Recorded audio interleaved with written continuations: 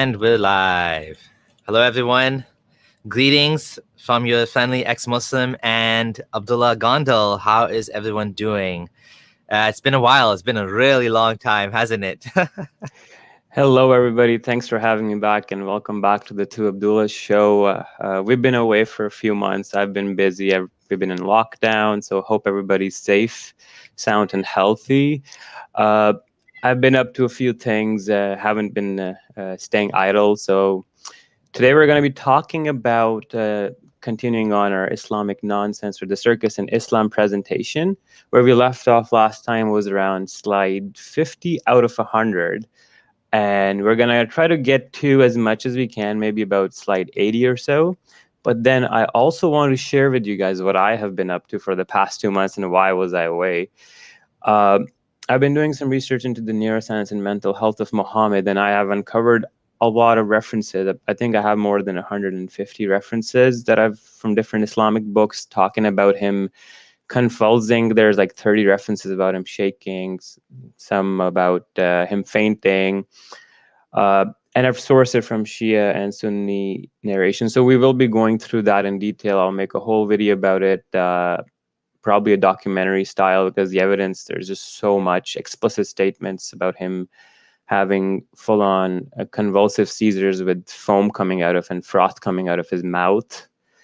But anyways, I will show you some of those sneak peeks at the end. But for now, what we will do is we will start off with our first slide. So let's put that on there so you can see what we have for you here. If, in case you guys don't remember what kind of content this is, we had, I think, flying carpets, talking genies, talking animals, shooting stars, chasing genies, and whatnot. Like, you can get everything. So, Samir, would you want to add that to the stream, and let's get started? Did you share your screen? I don't see it. Okay, let me share the screen.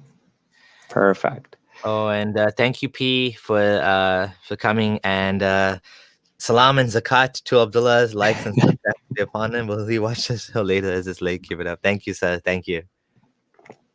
All right, so you're gonna share. Oh yeah, you did share the screen. Okay, there we go. So the first one we're starting with today is heart surgery with Zamzam sanitizer. Given that it's the pandemic going on, what's funny is like this is narrated that the angels came to me and took me to the Zamzam, and my heart was open and washed with the water of Zamzam, and then I was left at my place. It's quite an interesting narration because this occurs in many early seer books, and this happened when Muhammad was once a child, when he was like 4 or 5, playing with his playmates with his foster parents, and then suddenly these two people came and dressed in white.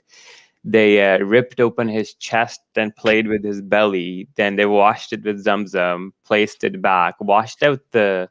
What's funny is they say they washed out the clot of evil inside of his heart, or removed the evil, or purified him. What's funny is, why would you need him to be purified? Like, what was inside of his heart? What is this? Was there like original sin? Some people have pointed out is related to, but what's the whole point of washing this out?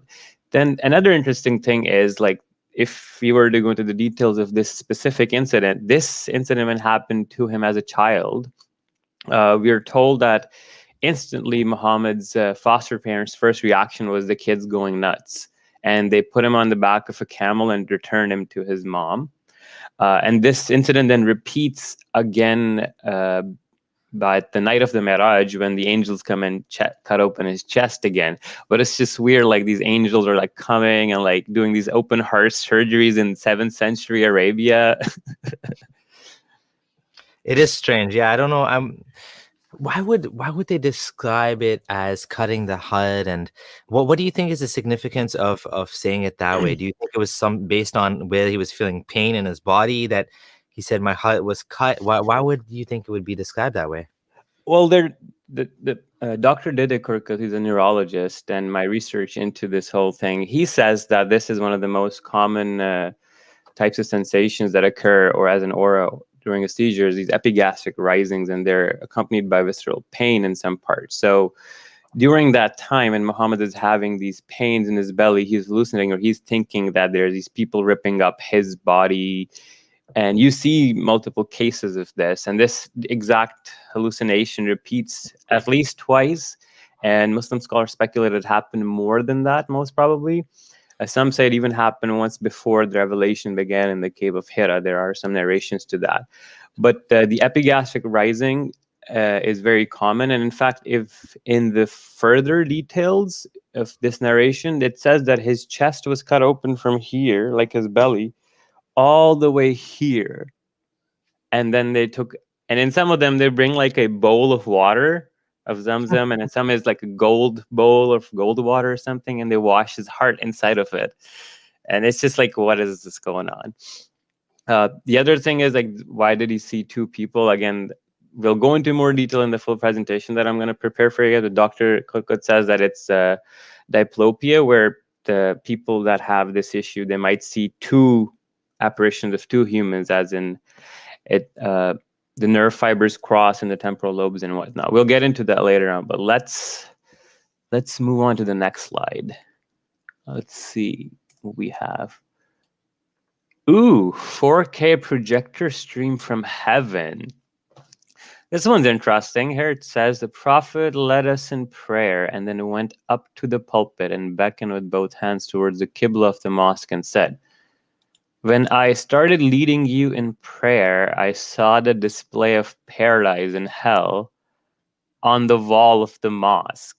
I never saw good and bad as I've seen today. And he repeated this statement 3 times. So that's very interesting. Like, this guy's just praying, Alhamdulillah Rabbil Alameen, and then in front of him, he's like, this movie's playing where like these guys are being roasted and tortured, or these other people are like playing with hoodies and whatnot, eating pomegranates and. But like, what is this? Like 4K? I don't know. Nowadays it's like 8K. We got 8K screens, OLED technology, 244 hertz refresh rate. Yeah, it's interesting. Yeah. But we'll see again and again this thing of repetition of him 3 times. He actually had an issue of repeating everything a few times. We'll save that for later. Let's move on to another one. Let's see what's up next. Abdullah Samir, you love this one. The dung eating genies. This one is just bizarre. Like, this one time Prophet, you know, like he's trying to poop and he asks his buddy to bring him something to clean his private parts, but he says, don't bring any bones or animal dung. And eventually he brings that. And then the Prophet said, they are the food of the jinns. And then he goes on to explain this whole story. The delegate of the jinns of the city of Nasibin came to me, and how nice those jinns were, and asked me for the remains of the human food. I invoked Allah for them that they would never pass by a bone or animal dung but find food on them. What? Teacher Saab, I have a question. Yes.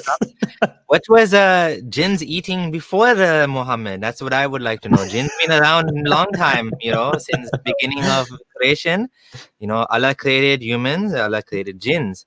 Muhammad gave jinns food, but before that, what jinns starving? Poor jinns, they need food too, you know, like. That's a very good, brother asked a very good question, because the jinns are made of a fire. Then, like, how do they digest? Do they put the food and it just burns up suddenly? Like, how does their digestive system work? So scholars actually say that even though the jinns are made of fire, they're not fire, because Muhammad, he grabbed one of them and he was cool. He said he felt the coolness of his spit. And we're made out of clay, but we're not clay, so. So just because it's made out of fire doesn't mean they are fire. You see, you need to learn the proper Islamic theology. Wait, so that explains why we have to pray before we enter the toilet, because when we take a shit, the genie's gonna come eat it. If we don't pray, it's gonna attack us. It is a good question, though. So just to remind people, we are taking the piss, so to speak. We are joking around, and you know, we're making fun. But why are we doing this? What is the point of making fun? The point is to make, Muslims or anyone that's a believer to reflect and think about, like, one of these things on their own sounds funny, but when you combine all of them together, you have a very dramatic effect, which is you start to realize that there is so much absurdity in the religion. Like, how is it that this could be from God? Like, do you truly believe this entire, like, circus of Islam, as Abdullah Gondal cleverly called it? Like, is it possible that this is from God? And, like, if someone showed you the same thing, but instead of Allah, mentioned a different God. What was it? What's your favorite, the one that you wrote on Facebook? Xenu?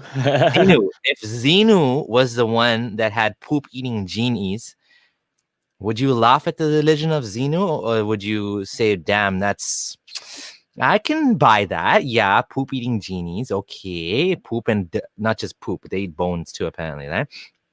Like that is kind of what we're trying to get at. Mhm. Would you agree with that? Anything you want to add to that?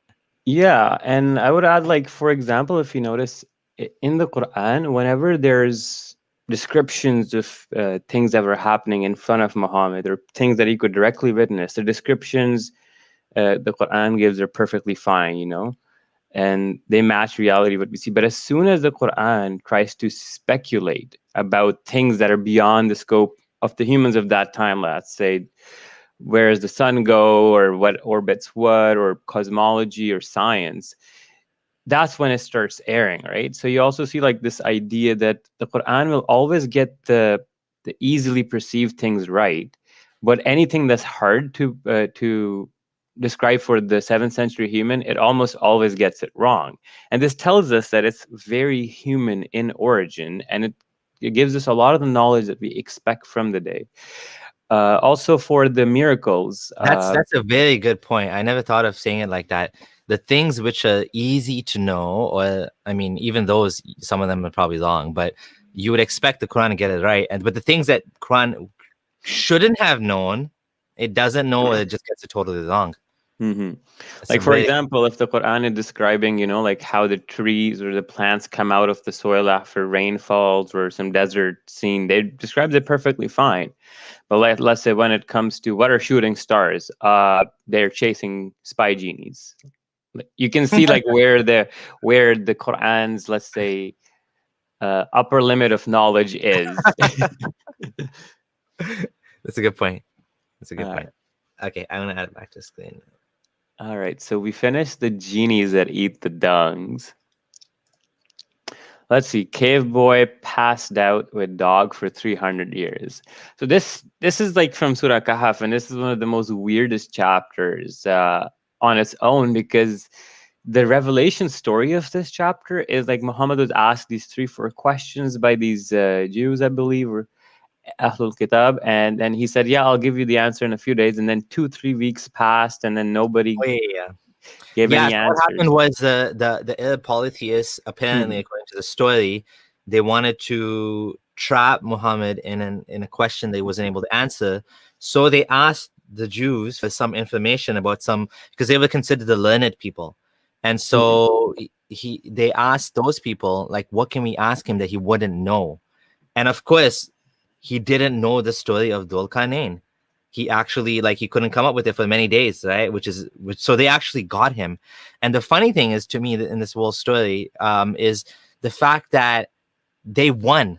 Like, this completely destroys Islam. This surah has so many Mhm. mistakes in it, and the obvious plagiarism from, if, like, the pre-Islamic Arabs, like, we should thank them for asking Muhammad to answer this question. Because of Mhm. this, he exposed himself so badly that the entire thing just fell apart. Yeah, and the funniest thing is that the origins of this story, the Seven Sleepers of Piphias, or whatever they're called, uh, they're actually regarded as a forged legend. Even according to Christianity, they know it's a false belief. Like, it's not real. The Seven Sleepers of Ephesus. It's Mhm. Yeah, and Muslims, well, at that time, Muhammad just kind of copied over and he just put it out with, and he didn't even give thought that, okay, even the Christians consider this forged.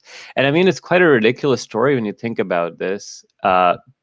You go to this cave and these guys go to sleep in a cave for 300 some years with their dog who's guarding the entrance of the cave. And it's just completely bizarre. So, and then there's a issue with like how many even were there. So some say there were 3, some say there's 4, 5th being their dog, 5, 6 being their dog, 7, 8th being their dog, and then Allah says, "I'm the only one who knows. Nobody knows except a few." So do not argue about them about their number. So I want to talk about this for a second. This is interesting. I remember as a Muslim taking a class with Muhammad al-Sharif, and Muhammad al-Sharif, I think it was Muhammad al-Sharif. Anyways, he mentioned that this shows you how the Quran includes only the most important details. It doesn't include details that we don't need to know, such as how many were there. Exactly. Like, this is actually a point in favor of the Quran, that the Quran doesn't mention how many people are in the story. And yeah, it's pretty interesting that they were actually asking him how many people were in the cave, and he, basically said, "My Lord knows how many were in the cave." Maybe this was one of the instances where he didn't want to get caught in his, in contradicting the other story. But of course, if he would have, he would have just said, "Yeah, that one's corrupted," which is basically the get out of jail card, right? Yasser Siraj says, "I say there were 15." Okay, there you go. Oh, man. Why don't you count the numbers then, stupid Allah? That's funny. No, Allah knows the number. He just doesn't want to tell us because it's irrelevant. It's relevant that these 7 people slept in a cave for 300 years. That's relevant. There was a dog. The dog turned over in his sleep. All of that's relevant, man. But the number is not relevant. Oh boy. And like, if you read at the bottom here, let me just get the pointer out. It says that the 300 years were like the solar years, but then Allah mentions, just out of his generosity, 300 plus 9 for the lunar years. Like, yeah, okay, sure. What's funny is you were talking about Muhammad not trying to give away getting caught. Yeah. Amongst those 3 questions they asked him, one was about the soul. وَيَسْأَلُونَكَ عَنِ الرُّوحِ. Like, asked him about the soul. That don't ask me about the soul. It's only your Lord's matter. He knows. Yeah. So he just like bailed on that question completely. But it's funny, man. Like, this story, when you read this whole chapter, like, I'm just thinking about it. The 300 caves. Then this Alexander guy comes in, goes to the east, finds this people burnt up by the sun. Then the west finds it setting in a pond, builds this metal cave wall to come, like, Gog and Mag. Oh my God! I said it. It's like Avengers, eh? Like the last episode of Avengers. Let's move on. Thanos is basically Gog and Magog. He's gonna come back. Oh boy, naked Moses. Go back in time and fix this. Naked Moses in a stone that steals clothes. Oh boy, this story kills me. This is in Surah Ahzab, this verse. And it talks about when Moses was accused. So there says, the prophet said the people of Bani Israel used to take baths naked altogether. So we know that people back in the day used to have these communal baths looking at each other. Romans, Greeks, pretty common. The prophet Moses used to take a bath alone. So the people started wondering, oh, why is he hiding? Right? Nothing prevents Moses from taking a bath with us, except that he has a scrotal hernia. So it was speculated that Moses is not taking baths with people in public because he has a scrotal hernia. So once Moses went out to take a bath and put his clothes over a stone. So this guy's taking a bath and just tosses his clothes over this rock that's on the side. The stone just ran away with his clothes. Like, what? So Moses is then just running after the stone saying, my clothes, oh stone, my clothes. Till the people of Bani Israel saw Moses running around naked, chasing this rock with his clothes. And then they realize, By Allah, Moses has got no scrotal hernia. His balls are all fine. We were wrong in assuming he had issues with his ball sack. What And then what's that Moses called? was What's that called when you go out and you like expose yourself for what's public it nudity. like Allah's promoting like Oh man. people to see like it's weird. It's such a strange story that why didn't Allah just say that, like, okay, Moses, why does Moses need to prove to people that he doesn't have a thing on his balls? Like, why is that even important enough to embarrass him and humiliate him to be naked with this rock that's chasing around the towel or whatever? I know, it just gets worse. And Yeah. when Moses catches the stone, he took his clothes and then he's like, "Oh, you bad stone, you bad stone." He started to beat the stone. And Abu Huraira is like, "Screw this, I'm going to take it even further. There are still 6 or 7 marks present on the stone from the excessive beating." Like, oh, this. Was he beating it with a miswak? Oh, there's an interesting comment here. Maybe doctors should start surgically removing evil from hearts.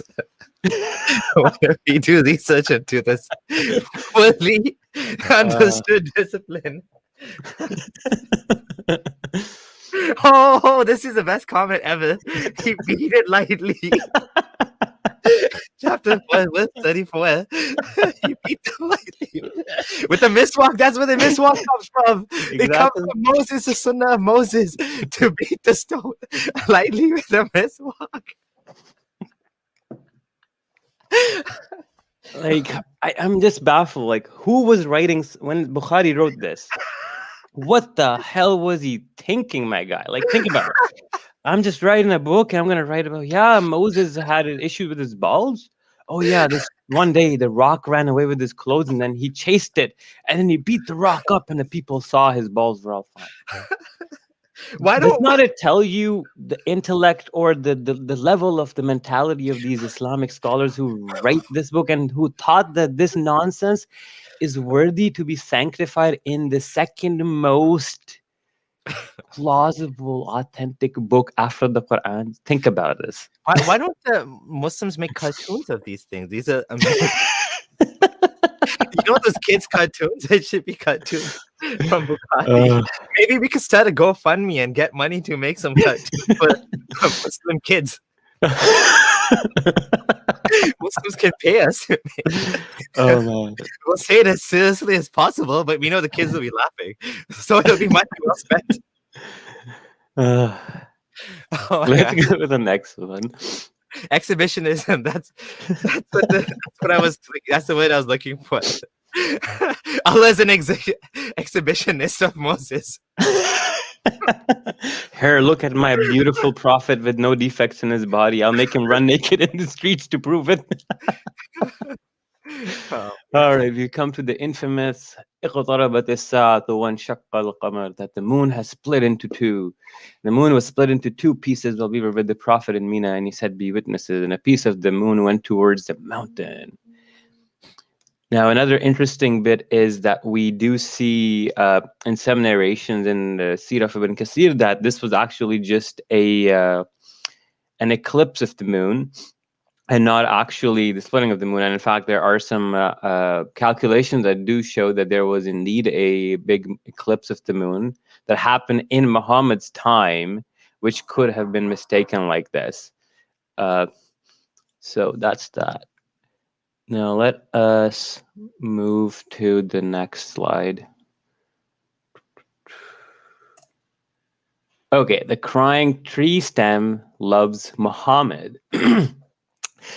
This one's funny, where the prophet used to stand by a stem of a date palm tree delivering the sermon, and the pulpit was placed for him. We heard a tree stem crying like a pregnant she-camel. Like, so there's this tree stump, and then it just starts screaming like a camel. Because and if you go in the other narration, they tell you that it was sad because Muhammad's pulpit was changed from the usual spot. They had a new pulpit made for him. So this it was sad that Muhammad is going to be further away from me. So the tree was sad for that and started crying. Like some of the stuff that leaks into these books is just absolutely hilarious. Yeah, Okay. that is pretty hilarious. Mhm. All right. So let's move on to the next one. I think we should take us a call or two soon. Yeah. Oh, yeah, I forgot. I'll put the link again. This is proof that Islam brings joy. This one is one of my favorite ones. The knockout eye, the boxing match he has with the Angel of Death. It's like he pulls out a Muhammad Ali. So this is just mind-boggling. So the Angel of Death came to Moses and said, "Respond to the call of Allah." Moses, peace be upon him, gave him a blow at the eye of the Angel of Death and knocked it out. So Angel comes up, Moses like, "F you," boom, and he knocks the angel's eye out. So the angel is like, "Oh, my eye, oh no." So he runs back to Allah and says, "You sent me to your servant who does not like to die, and he knocked out my eye." So Allah restored his eye to its proper place. What the hell? So the angel has a physical eye that Moses firstly could punch, secondly could damage and knock it out, and the angel has to return to God to get it fixed. Like it makes no sense whatsoever. It's crazy. Yeah, that is pretty crazy. Right. And then the other thing too is like the whole idea of even giving Moses, like he has a choice. Like he has a choice, he wants to die or not. I mean, what? yeah. Like how does Moses get a choice to pick if he can die or not? Like what the hell? Yeah. It then says, "Go to my servant and say, do you want life?" So now Allah is talking to the angel and telling him, "Go ask Moses, does he want to live or die?" After telling him to go and kill him. Yeah. Now he has a choice. And then, and in case you want life, keep your hand on the body of the ox. So you have a cow, just put your hand on top of it, and you would live such number of years as the number of your like the hair your hand falls on. So for example, if your hair falls on like about 100 hairs or 200 hairs, you're gonna live that long. It's like a lottery. Yeah, it just makes no sense. Moses says, "What then? Then you would die." Whereupon Moses says, "Then why not now?" And then Allah caused me to die, blah blah blah. And then I don't even know what the hell this last part even mean. Had I been near that place, I would have been shown his grave by the side of the path at the red mound. It's interesting how there's a lot of these hadith where Muhammad adds this like hypothetical near the end. For example, like talking about how with Zamzam, he says, may Allah have mercy on Hajar because she started gathering up the water. If she wouldn't have done that, it would have been like this massive spring. But because she went and she like messed with it, now it's just like this little spring or something. And he adds these little like hypotheticals. If I was there, I would have seen it. Well, the whole story of that the Zamzam is so messed up because Gabriel apparently comes in and then strikes his heel on the ground, and suddenly like the water erupts. This is so bizarre. And like, what is this saying that Moses is buried in some like random place? I guess that's what he's saying, right? Because he wanted to be close to some sacred land or something, right? Yeah. It's just like such silly, irrelevant details. Oh boy, our favorite one, the dipping the housefly. Oh, yeah.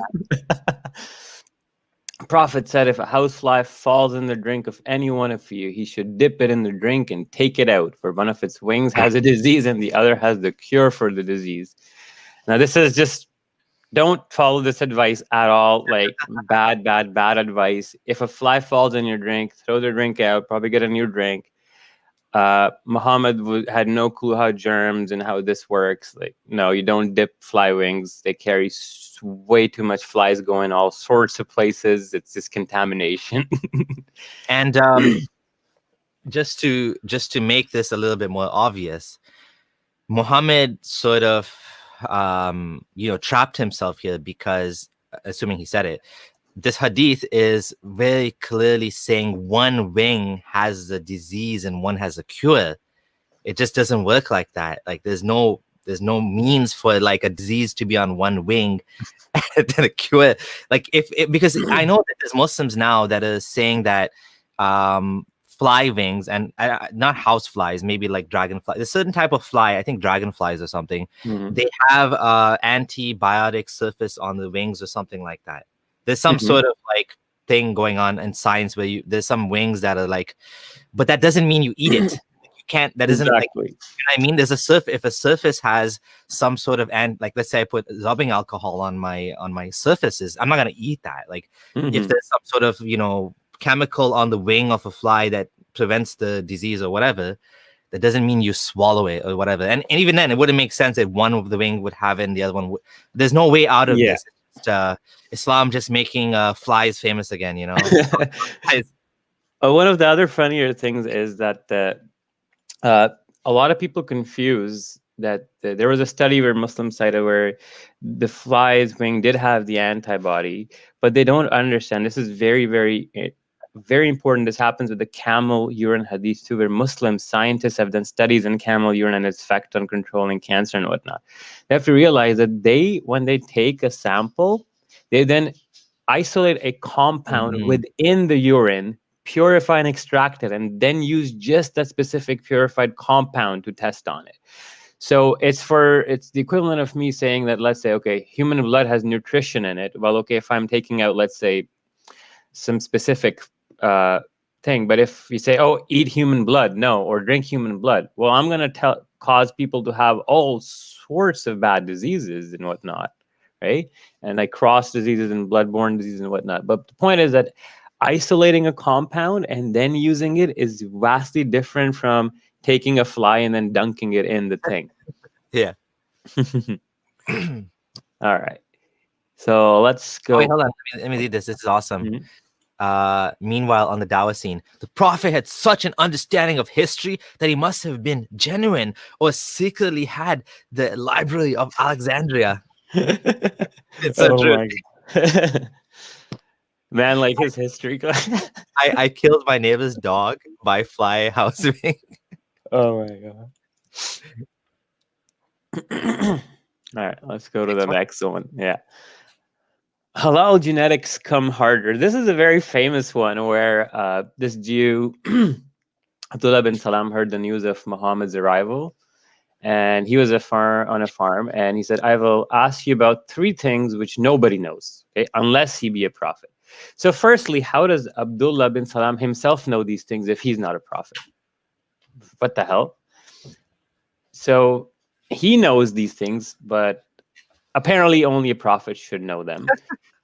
Firstly, what is the first portent of the hour? What is the first meal of the people of paradise, and what makes a baby look like it? So these three questions to find out if Muhammad's the real prophet or not. It's a good, like you said, how is this falsifiable? Exactly. How would you, okay, the first meal of the people of paradise is Chinese food. No, you're not a prophet, it's Indian food. How would anyone like, it's like when my kids ask me, what's 451 times 732? And I'm like, 48,621. And they look at me like, wow. I'm like, there's no way you can check that anyway. So like you don't have a calculator, right? So Well, this is just something very funny. It happens like when he asks, and what makes a baby look like its father or mother? So this is genetics, right? And the prophet suddenly says, Gabriel has now informed me about that. Abdullah said, Gabriel? Prophet said, yes. And then Abdullah said, he among the angels is the enemy of the Jews. Like, why do you have to tell this? The first thing Gabriel comes and tells you, hate the Jews. wow. And Abdullah bin Salam was a Jew. He was a Jew, right? Like, jeez. He among the angels is the enemy of the Jews. And that the prophet recited the holy verse. What? I thought Jews are the chosen people. Like Allah's blessed them and sent them so many prophets. And what's going on here? Oh, I know what this is. This is because there was somebody there was I think somebody was saying that something bad about Gabriel or something, or Mikhail or something, and then this is why the list was coming down. There was some like bad stuff going between the different. They were like cussing each other's angels or something. Cussing, angel cussing words. I think so. I think that's what, if I Oh, remember correctly, there's that's there's because this that's one why it's where saying, he among the angels is the enemy of the Jews. What? Whoever's an angel, because the second part, whoever's an enemy to Gabriel. So that's the part I recognize. I don't remember the other part about enemy of the Jews. That's crazy. Oh my god. it's just so funny. Like Gabriel comes up and like, I hate Jews, by the way. Just getting I out of the know way. that's awful. I mean, and people wonder, this is straight up anti-Semitism. Like we just gonna Oh we yeah. gotta call it out right here. This is what it is. This Yeah. is anti-Semitism. Like this is clear anti-Semitism. This is not cool at all. But anyways, yeah, we're just going through the historical YouTube. If you're watching this, we are discussing historical references from Islamic sources. We are not saying this, we believe this. Oh, this is a good thing. Just making it clear. Yeah. Anyways, let's move to like what the answers he gives Muhammad. So he says, as for the first portion of the hour, portion of that, it will be a fire that will collect the people from the east to the west. So I guess it'll be like a ring of fire, kind of like PUBG or like Fortnite, where it closes, or like Warzone, and you have to run in the circle, or you'll be eliminated. Oh my god, Islam predicted Fortnite. And as for the first meal of the people of paradise, it will be caught at a extra lobe of the fish liver. What? Yeah, I don't know. Fish liver. It's kind I of don't know why that's significant. It's got a lot of like good oil, like the omega oils. Omega Yeah. 369 is good Oh for my the god, brain. Islam predicted omega 3. But this is what takes the cake. We don't need that in paradise. Right? He's not saying eat it now. He's saying we're gonna eat that in paradise. I guess you could. This one, when I first found out, I mean, I studied biology and like that's what I've been studying. And like I was like, how wrong could you get genetics? Like, guy asks, what does makes a baby resemble either of the parents? And Muhammad says, if a man discharges before the woman, then the child resembles the father. And if the woman comes or discharges before the man, then the child resembles the mother. Like, this is not how it works. It doesn't matter who comes first. It's not going to make the child look like the mother or the father more. It's not how it works. I mean, just to be explicit too, it's not like, unless Muhammad is talking about squirting, women don't like it's not like that. I mean, the fluid is there continuously. It's not like one fluid that comes out like with the man, right? So unless he was watching I don't know what he was watching back then. That stuff didn't exist. But yeah, and then he goes on that suddenly upon hearing this, Abdullah bin Salam, that guy, he suddenly accepts Islam all of a sudden. I'm like, what? So anyways, this is weird. Then the Jew said Abdullah is the worst of us, and then their own scholar becomes like the worst, most hated scholar. Oh yeah, this reminds me of something. This reminds me of, you know what this reminds me of? This reminds me of Cactus Boy. When he was Muslim, everybody was praising him, and as soon as he left Islam, oh no, he wasn't a real Muslim. It's predicted in the Hadith, the same thing. Hilarious. I mean, okay, let's move to the next one. Oh, the most famous one. The sun sets in the pond. And this one has started so much controversy. So as we know, like Muhammad, when he reached the setting of the sun, he found it as a setting in a spring of dark mud, and he found near it a people. Allah said, "O Dhul-Qarnayn, either you punish them or else adopt them a way of goodness."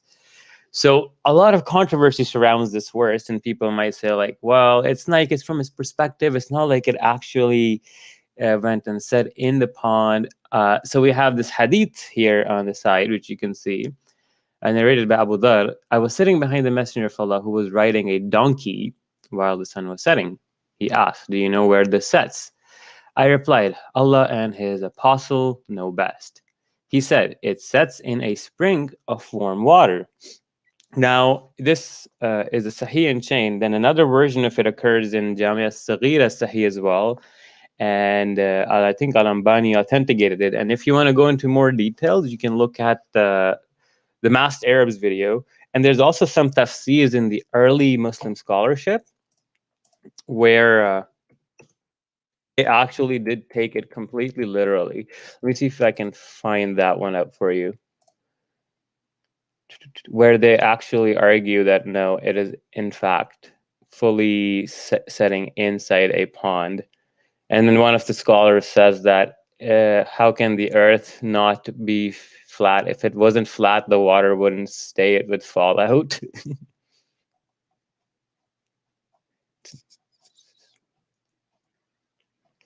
Yeah, I made a whole thread about flat earth. Let me just get that.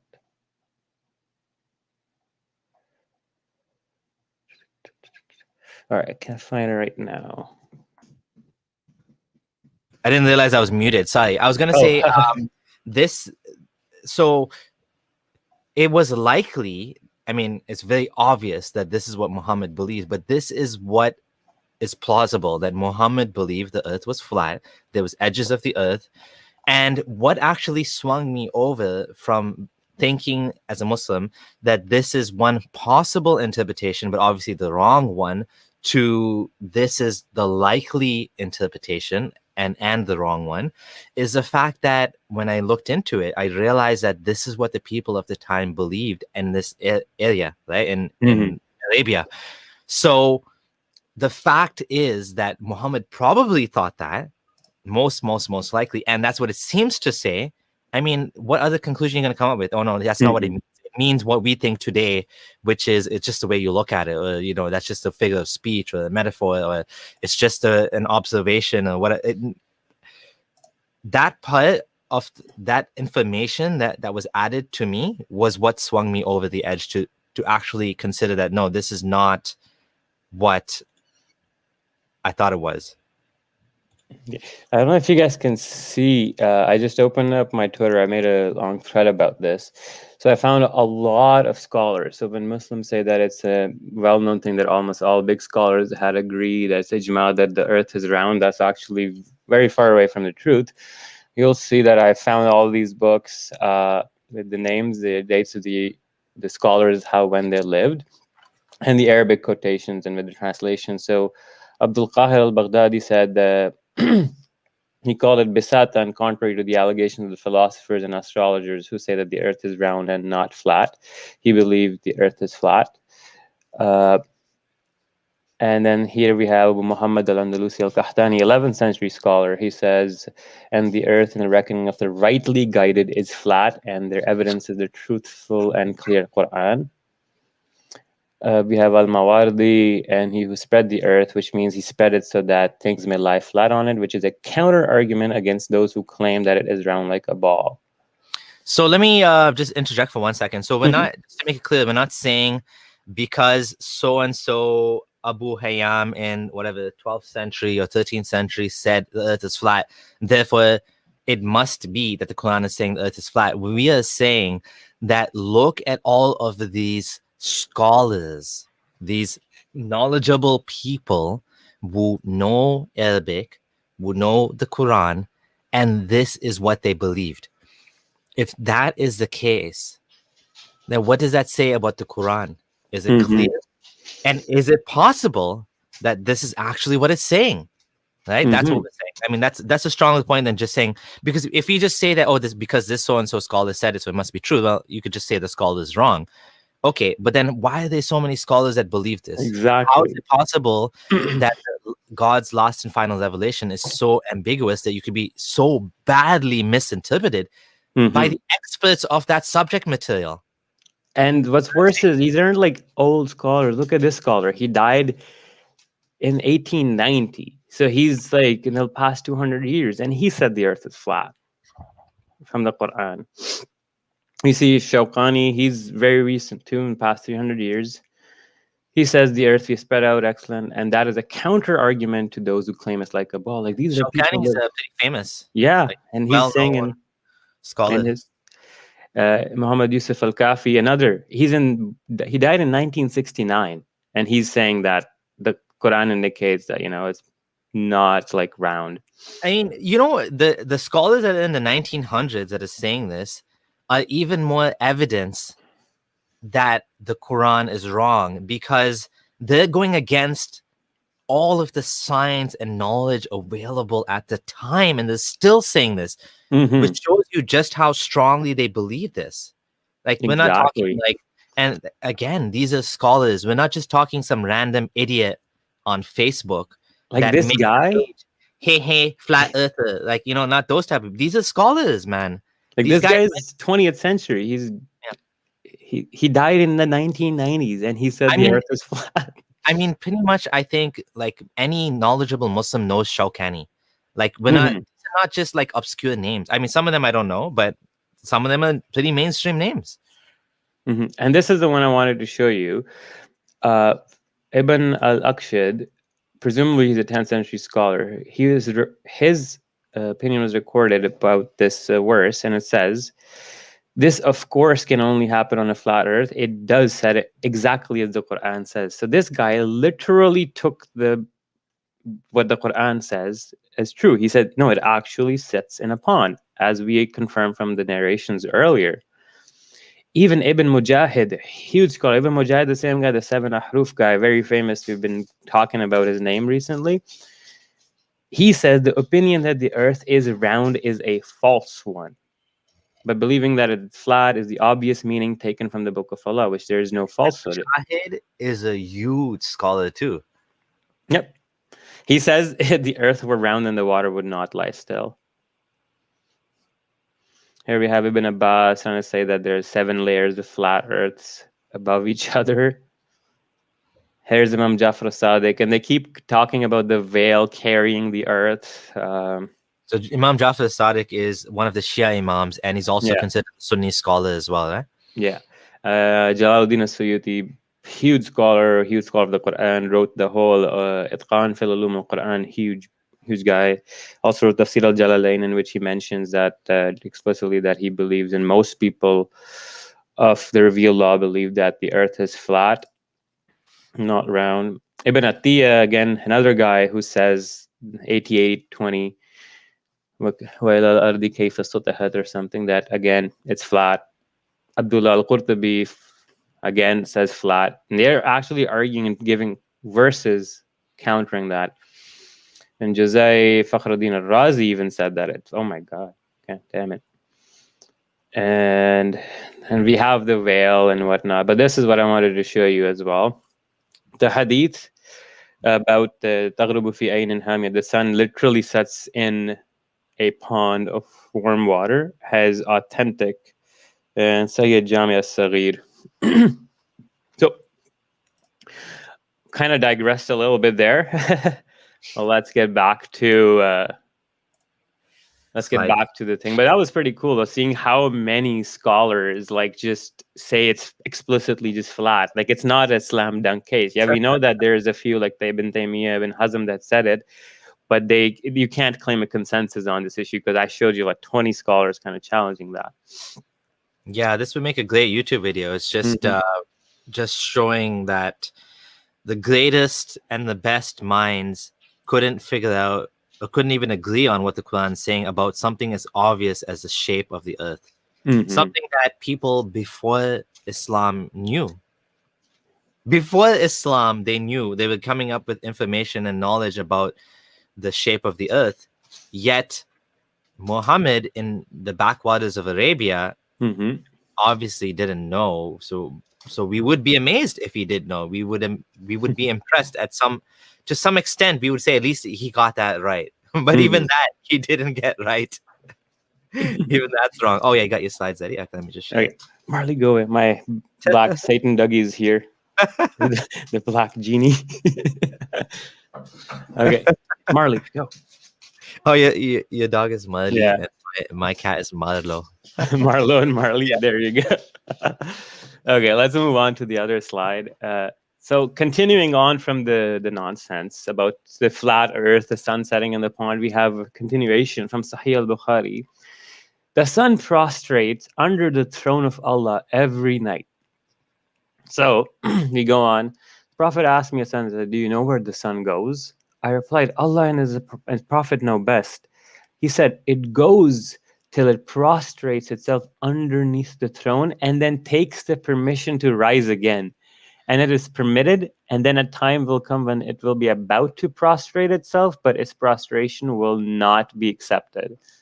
And it will ask permission to go on its course, but it will not be permitted. But it'll be ordered to return whence it's come. And then it says, وَالشَّمْسُ تَجْرِي لِمُسْتَقَرٍّ لَهَا. That's the tafsir of the verse, where it said that the sun literally goes underneath the throne of Allah, goes do sajda, and then ask Allah, can I rise again? And then Allah like, okay, go.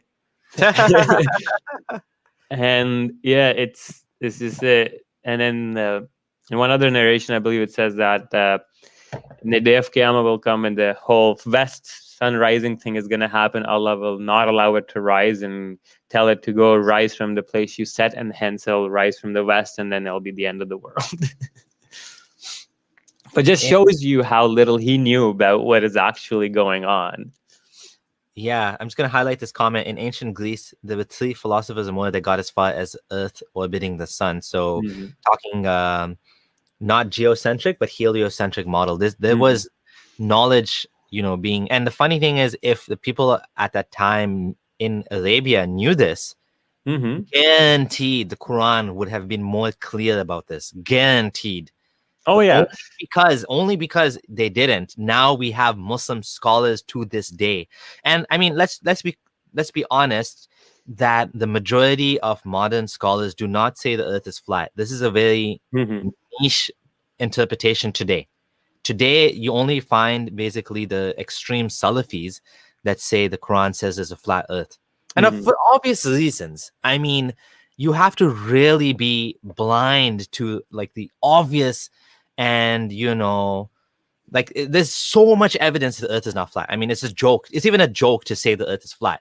But despite that, these scholars said that. However, the point is that there should be nobody. If it wasn't for the fact that Muhammad thought this, nobody would say this today.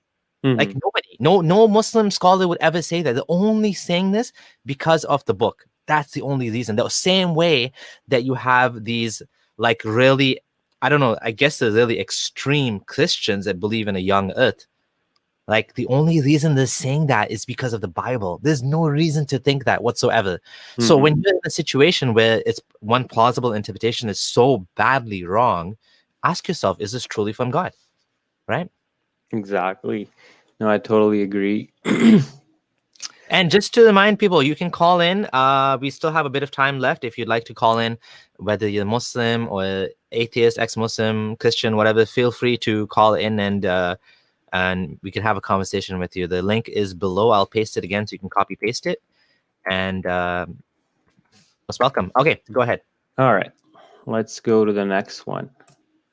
Hearing grave torture for taking the piss. So this one is very weird, and I just find this completely bizarre that the Prophet would be just walking in the graveyard, and then he would hear people being tortured, and then he would tell others that, oh, I hear them, you can't hear them, but you know what, want to know why they're being tortured? One of them, he had urine on his clothes.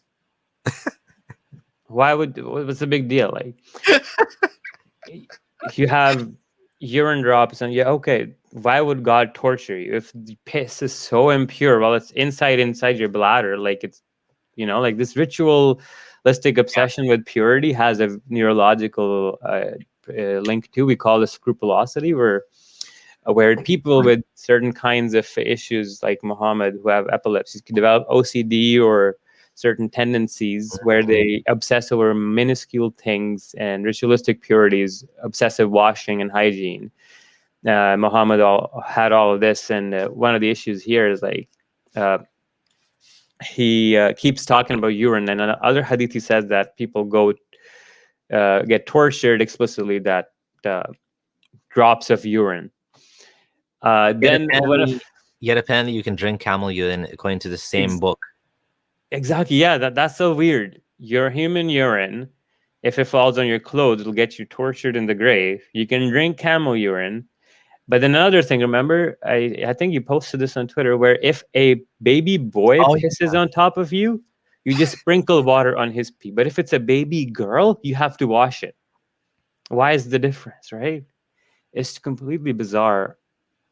yeah, and like you make a very good point, which is this is coming out of the human body, and for men, I mean, it's kind of, I mean, I don't know, this is kind of embarrassing, but like one of my Muslim friends taught me that like you're supposed to really shake it off, like you know that what I'm talking Yeah, about, yeah, right? yeah. They have Some books written scholars, on it, man. That's weird. Yeah. They'll yeah, like you have to like shake it out extra, shake it, do some extra shakes. And, non-Muslims, they don't do that, but Muslim men, they have to like really make sure that all of it. Even one of my friends, it's embarrassing to even mention this now.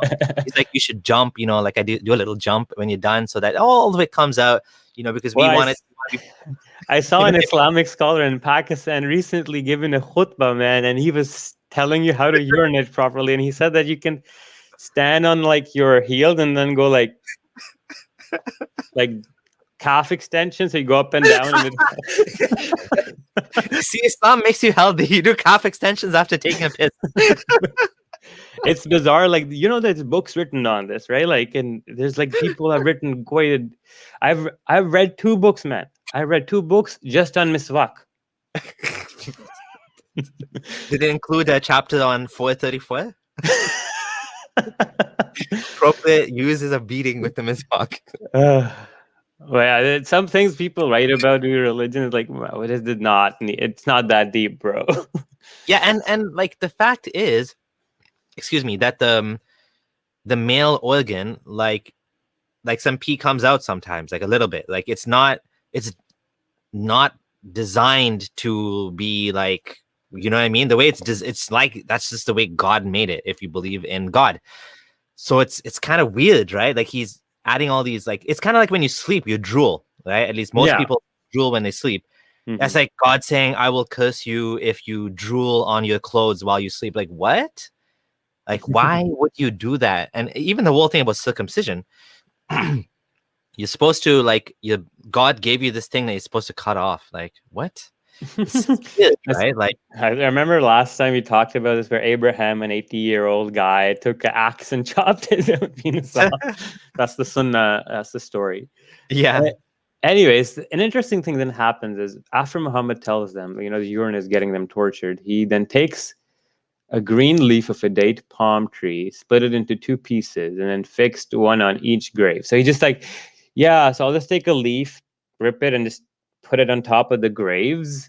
And then why have you done so? That people are like, what the hell are you doing, man? Like, first you tell me you hear dead people being tortured, then you say they're being tortured for taking the piss, and then you're putting leaves on their graves to lessen their punishment till the leaf becomes dry. What the hell is this? Oh, How does one more thing before we take the call. Mhm. Sorry, finish what you're saying, and then I want to add one thing. Is like, how does this make any sense? I hope that their punishment may be lessened till the leaf becomes dry. How does putting a leaf on top of a grave, on top of a person's grave who's being tortured for leaking urine, help his torture being lessened? Like, Oh my God. what's the thought process going on here? It's That's completely a delusional. great point. That's a great point. Like, God designed men to be leaky, then he tortures them for not doing extra careful shaky. Then the leaf or the stick or whatever is supposed to undo. So Muhammad is undoing God's torture for his faulty design. Like, what? It's like a self-referencing stupidity circle. Yeah. It's like, one more thing I wanted to add, which was, you mentioned this before, but like, do you not see like this obvious obsession with torture and punishment? Like seeing in the mosque, seeing people being tortured, walking by graves, thinking people are tortured. Where is this coming from?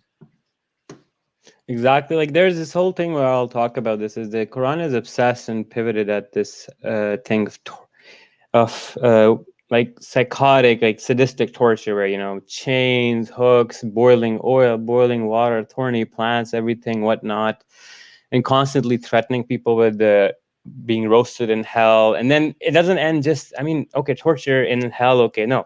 You get tortured in your grave too, man. Like it's getting a little enough for what? For piss.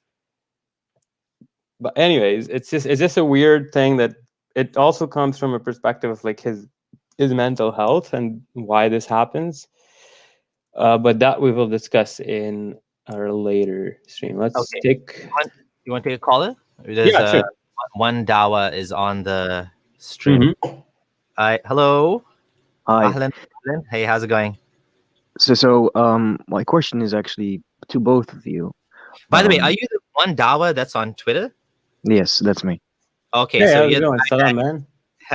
So my question is actually, why are you guys not open for debates? Like, oh my god. issued, like, for example, Gandhi, I arranged like a debate with you, but you suddenly blocked me, and the same thing goes for Abdullah Samir. Yeah. Like, are you guys afraid of debates of what is it exactly? I'll take this question. I thought you'd actually have an actual question regarding the content, but no, it is actually because it is like in regards to I'll answer your question. Debate, like so, I'm trying to be like civil as possible. Okay. I'll answer your question. The reason why I don't want to talk to you specifically is because you're obnoxious, and I don't like the way you engage and the way you attack. What do you mean? Can you tell me what you mean? If you really want, I can. Okay, so just to be clear, everyone has the right to decide who they want to talk to and who they want to engage with. Fareed blocked me. Ali Dawa blocked me. Okay? Sure, but I'm not Ali Dawa. Right. Okay, so hold on. I give you a chance. Let me finish. You asked me a question. Let me answer the question. Okay. Everyone has the right to decide who they want to spend their time talking to. And I don't really care to talk to you. I just don't. I don't remember why now. You're not important enough that I really... Hold on a second. Right? Please let me finish my answer. Then I will let you talk again. I just muted you now. I don't want to talk to you. I don't remember why I blocked you now. I can go back and find the tweet if you want, if you really want to know. But the point is, if you have a question today, I'm happy to answer your question. I'm happy to engage with you on the content that we're discussing right now. Why don't you want to debate me? I just not interested in having Twitter debates with random people. Sometimes I'm interested, sometimes I'm not. You in particular, there's a specific reason why I blocked you. I don't remember now what it was. But that doesn't matter because I have the right to say no if I don't want to. Now, if you have an actual topic question, we'll be happy to discuss that with you. Now, Abdul Gandil, do you want to answer him before I unmute him? Yeah, just to tell him that he says that we're scared of debates. That's totally wrong. We both have talked to people way above his pay grade and his qualifications. In fact, I've had a long discussion with a PhD from, I think it was Columbia University, Dr. Hassan Azad in Islamic Studies. I've talked to Mufti Abu Layth as well. I've talked to the director of Ask a Muslim in Canada, Umar Abdul Fattah. We actually talked to a very learned anonymous Muslim as well, named Shaheen Ahmed. Please let him finish, and then you can talk. Yeah, so the point is that we're not scared of debates. In fact, we love engaging with people. It's just that not every person online is worthy of engaging with, nor everybody should be given a platform because, like sometimes the arguments just are repeated on and on over and over again. Again, I've talked to people like I said, way above you, actual PhDs in Islam. Okay, so then it would be easy, right? Hey, one second. So you were asking me why I don't engage with people like you. There you go. Look at this shit. Like, should I engage with someone like you who does stuff like this? Give me a goddamn break, man. Like, I let you on the stream despite knowing that you're the same guy that I blocked. And this is not the only one. There's other pathetic tweets from Abdullah you. Samir, listen, you compared Muhammad sallallahu alaihi wasallam with George Floyd. Remember, you said can't breathe. Like, okay. Listen. Seriously, stop being hypocritical. Okay. Bye. Listen, I don't want to talk to you because you don't know how to engage. Okay. That's simple. If you have something related to the content that we're talking about, then I'm happy to engage with you. If you're going to bring up, why don't you want to debate me? Then who are you? Like, who are you anyways? You're just some random dude. Like, I don't have to talk to you if I don't want to. If you have something to, to discuss, then I'm happy to discuss. That's simple. You want to add anything, Gondal? Or? I mean, like I said, he just came here to vent about he's mad that why we didn't talk to him and we talked to other people instead of him. And that's pretty clear to me. And like you said, like he said that you weren't a Muslim to begin with. I don't know if I think him and his buddies have at times floated the idea that I was a Qadiani, I wasn't a Muslim, true Muslim, Ahmadi. Some say I was Shia. Like there have been issues like this, right? So, like I said, it's not that we're scared because we've debated people way above his pay grade, way more qualified than him. We've engaged them in formal and informal, Well, casual here's your formats too. chance. Here's your chance to debate Exactly. us. And what And do you do? he's Why don't ranting. you debate me? Why are you running? Okay, there's 153 people here watching, and instead of actually debating, what do? You're freaking grandstanding. Like, oh my god, the level of like these people are like, seriously, oh my god, it's so annoying. Okay. Okay, Ali, I can't add you to the stream because your microphone or camera is not connected. But yeah, like one dawa, if you actually have content, like actual topic to discuss, we can talk to you. I'm happy to talk to you. If you're just gonna grandstand, then no, I'm not interested. Okay. Okay, but Ali's here now. Hey, Ali, how's it going? Hey, how's it going? Yeah, hello. Hello. Yes. Yeah, first, I would like to say that I enjoyed your content, and I'm actually Thank a you. recent ex-Muslim. Nice. Welcome to the fold of ex-Islam. Thank you. I have like two questions, but they're not related to the topic. One was, how do I like separate myself from the morals of this religion? For example, I've been raised as a Muslim, so like when I go to a restaurant or when I go somewhere, I have this urge to ask if it's halal or where did this chicken or meat come from, even though I don't believe in halal or something. It's just ingrained in me. So how can I stop these, you could say, Islamic morals from like, or how can I separate myself from these morals? And the second thing is like from when I was a child, the concept of hell and torture and all of that just got the better of me.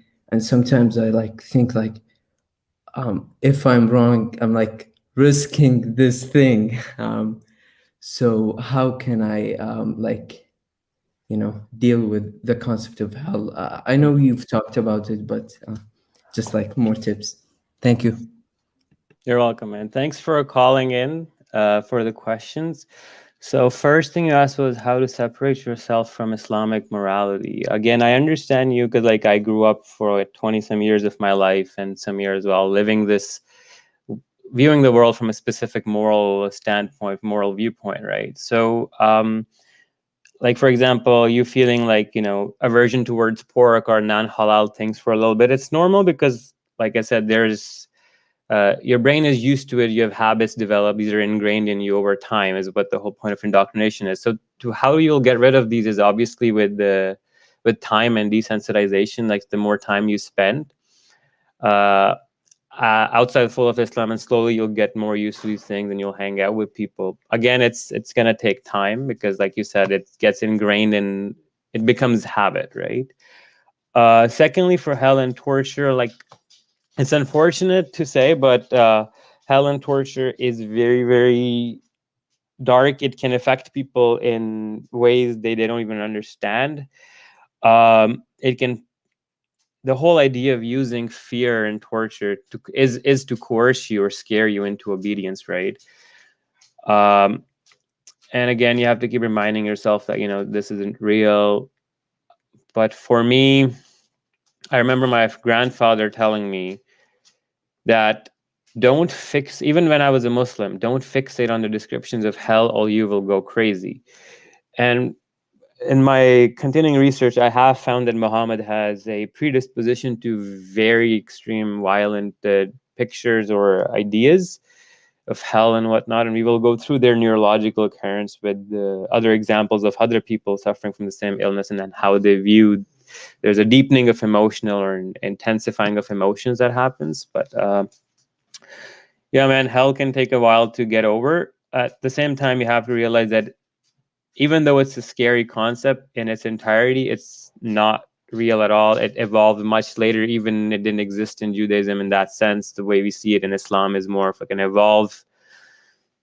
Maybe read on the history of hell, or read a concept of afterlife that is very different from the Islamic concept, just to counteract and give your brain newer ideas to process this in different ways.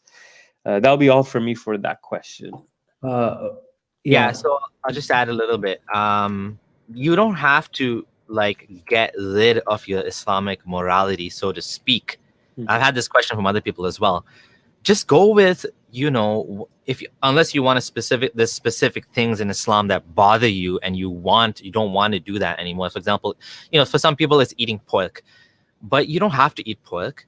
Like, it doesn't matter. Like, no one's gonna force you to do that. So if you have some sort of like, you know, you don't like it, that's fine.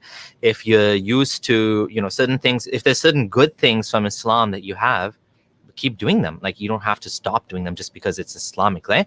And I know that's not what you mean, but just in case, just keep that in mind. Just go with the flow, take your time, and things will change. You know, it just takes time, literally. Like, give it time, and after some time, you'll find that you'll feel comfortable with, you know, some of the things that you weren't comfortable with. Maybe, you know, for example, if it's, you know, interacting with the opposite sex, you were never used to that. You were always kept away from, you know, talking to women, for example. But you can get comfortable. You can learn how to make friends. You can learn how to make more non-Muslim friends, stuff like that. So yeah, just give it time. Does that answer your question? Yeah, I have a third question, if you don't have a problem. It's about death and that. Like, now I know certainly, or to like, I believe that there's no afterlife. Like, when I die, it's just the end. It's the absolute end. And like, it's kind of depressing. And sometimes, like, I think to myself, like, you know, Islam maybe is like ridiculous and bad and all that, but at least kind of gave me some hope, because the concept of death and coping with death, and like, I'm going to end, like, I'm not going to go somewhere. It's just the end. This is my only chance at life. So what's your thoughts on the concept of death and the concept of, like, basically this is the only chance you have, basically? So one of the ways I view it, as I ask them, think about the billions of years you were not alive and the universe existed without you and there was no issues, and did it bother you? So I asked them to think like this, and then think about this. Well, it would be the same. You will return to the same condition you were before you were born, i.e. not existing in a sense. Secondly, I do also find like death as, in a certain way, comforting, because you also realize that, okay, there is only limited joy and limited suffering. Not everybody has to suffer forever, you know, and that's how I feel about it. For me, for purpose and hope, again, I feel like as time goes on with me personally, you see the world and life in a much more different, fuller perspective. And I feel like it's more than just having the will to live on. Rather, sometimes it can be beautiful that you have a limited amount of time and you can make the most of it, right? So I don't know. It's a deeper discussion. I mean, there's a good book written on consciousness by Sam Harris's wife, if you want to read it. It's a very thin little book. She talks about it briefly as well. But yeah, I mean, you can always adopt other like spiritual ideas, like let's say get into meditation. That really helps. But yeah, that would be my advice. If you have anything else, let me know. Yeah, I would just say, like, what you said is so true, and there is a certain beauty in, you know, in a way, when I stopped believing in the hereafter, in a kind of shocking way, I suddenly felt that life is more precious. It's kind of bizarre. Like you don't expect that conclusion, but in a way, you suddenly realize, oh shit, this sunrise is so fucking beautiful, because there's only so many more sunrises I'm gonna have. It's not like life is gonna go on forever and ever and hereafter. So you actually tend to appreciate every moment a lot more. It's all the way you look at things, you know. And I think, yeah, Abdul Gondal, he just nailed it. I don't think there's much to add to it, but I might make an unorthodox recommendation, which is try shrooms. You might find it to, depending on your mental state, and if you're okay with that, and you're not gonna, like, you know, make sure the set and setting is good for you, you might find it resets your brain in a way that makes things more. What did you say? What is that? Shrooms, mushrooms, psilocybin. Again, we're not trying to encourage like drug use and something. We're just giving perspectives that some people and some researchers have. It's for depression and whatnot. Yeah, you have to obviously, you know, look at your mental state and whether you're prone to any sort of, you know, instability of your mind. But if not, there's a lot of evidence that shows that psilocybin can have a very positive effect on your well-being, especially if you're having depression or anything like that. Obviously, there's no medical grade psilocybin you can get in America just yet, or Canada, or most of the world. In Netherlands, it's legal, so you can actually buy it and try it. But I have myself tried it once, and it was quite a positive experience. So that's something I can recommend. Maybe you can try one day, and you might have, just make sure that you're in a safe place, that your surroundings, you feel comfortable, that you know what you're doing, and you're getting, you know, you're not like, anyways, look into it. That's all I'm going to say. That's one thing you can possibly look into. And for me, it was quite a positive experience. So most people, it's when they do a survey on the experience taking shrooms or LSD, I haven't tried LSD, they rate it as one of the most meaningful experiences of their life. It's a very powerful, it can be a very, very powerful experience. So it's something you can try. Just throwing it out there. And thanks for your call. We have other people waiting, so I have to let you go. Thank you very much. I appreciate Thanks that. for calling, man. Take care. Bye. Hey, Jalal, how's it going? Hello? Hello. Can you hear me? Yeah. Sorry, brother. I'm literally I'll give me 10 minutes. I'll be right back if that's okay. Sounds good. I'll take someone else. Foji, hey. Foji soldier. Foji cereal. yeah. Ex Foji. Yes, that is correct. How's it going? Ex Foji serial, long time sufferer of this cult called Islam from Pakistan, and long time atheist. Probably teenish kind of thing when it all kicked in. So brief. I'll try and keep it brief and simple. I heard something like a week back, and it just reaffirmed what I've believed all my life. I'm probably double the age of you guys. If there is an omnipotent God, all powerful God, especially in our case from Pakistan, I think Samir is also from Pakistan, right? Like the roots.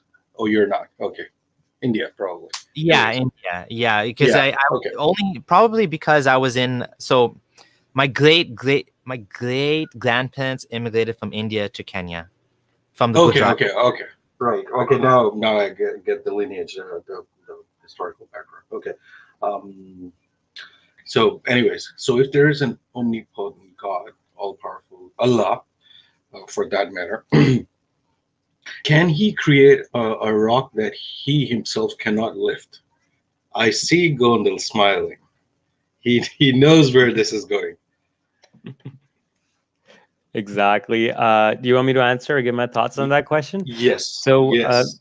It's kind of a logical loophole. So if God is all powerful, he should be able to do everything and anything. But then can he create a rock that he can't lift, which a lot of theists would tell you that the question itself or the demand itself is logically inconsistent, because then that would violate God's own omnipotence, where he could not lift the rock, therefore he isn't all powerful. But then other people say that this whole question demonstrates that all powerful or these maximally great traits just cannot exist in reality, because there's what entails from these maximally perfection of these traits, like all powerful, all knowing, is they're inherently contradictory and illogical in the way they're made, where a being with these kind of traits cannot exist in any logical substantiated way.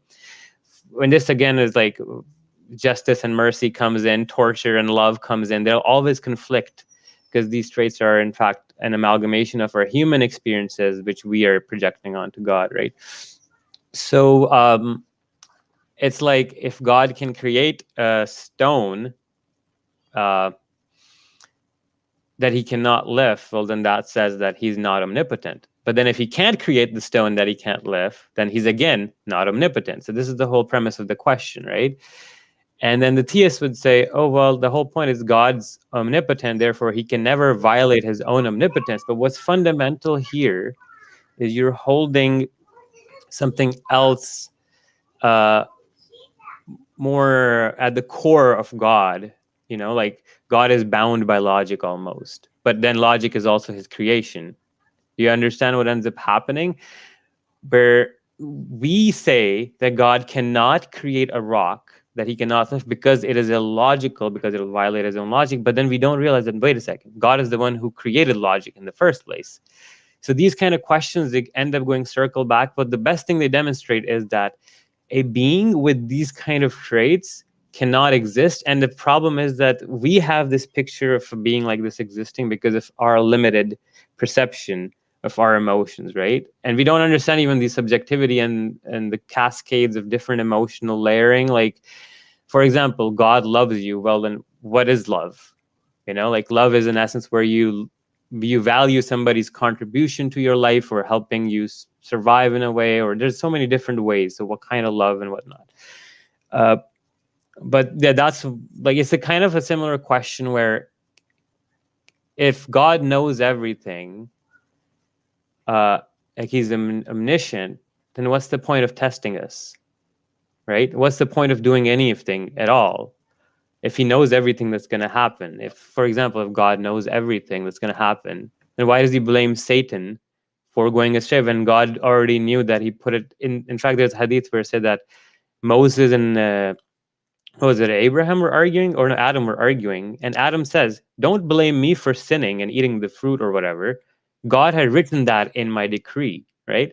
So it creates like a tautology where you're chasing the tail. That's my few thoughts on the question. Yeah, I don't have anything to add. I always saw it as a silly question because I always considered logic to be not something God created, but logic to be something outside of God's creation, meaning like, but some theists again would say that God is a paradox that you can't understand, just like the Trinity. I kind of like relating it to the Trinity and saying, well, why is Muslims love to say the Trinity is illogical, but then why is it illogical? Why can't God come down as a man? I think that's a better question. I think that's a better, not can God create a rock he can't lift. Why can't God come down as a man? He could. Yeah. If he's God, he could come down as a man. You can't say God can't come down as a man because it will make him less than God. No, it wouldn't. He can do whatever he wants, right? So that I think is a better question, because then that exposes Muslims to thinking about whether, you know, they're just outright, you know, oh, why does it have to be one God and not multiple? That doesn't have to be one God. It doesn't have to be necessarily. We're just making up words and things here. So yeah, that's all I have. I don't have much to say on this, to be honest. Thank you for your call, Foji. We do have other anything. I have a follow-up if you okay, if you can make it quick. Right. Yeah.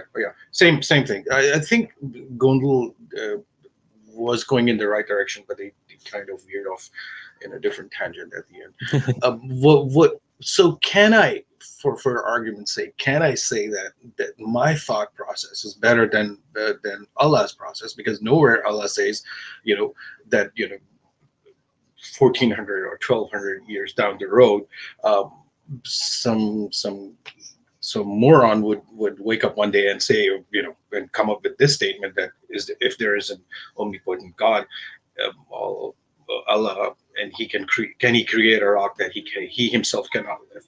He would have been able to see in the future. He would have been able to say somewhere in the magical book of Quran that here's the answer. And I don't find that anywhere. What I'm trying to say is that, can I quantify this to say that my thought process is better than Allah's thought process?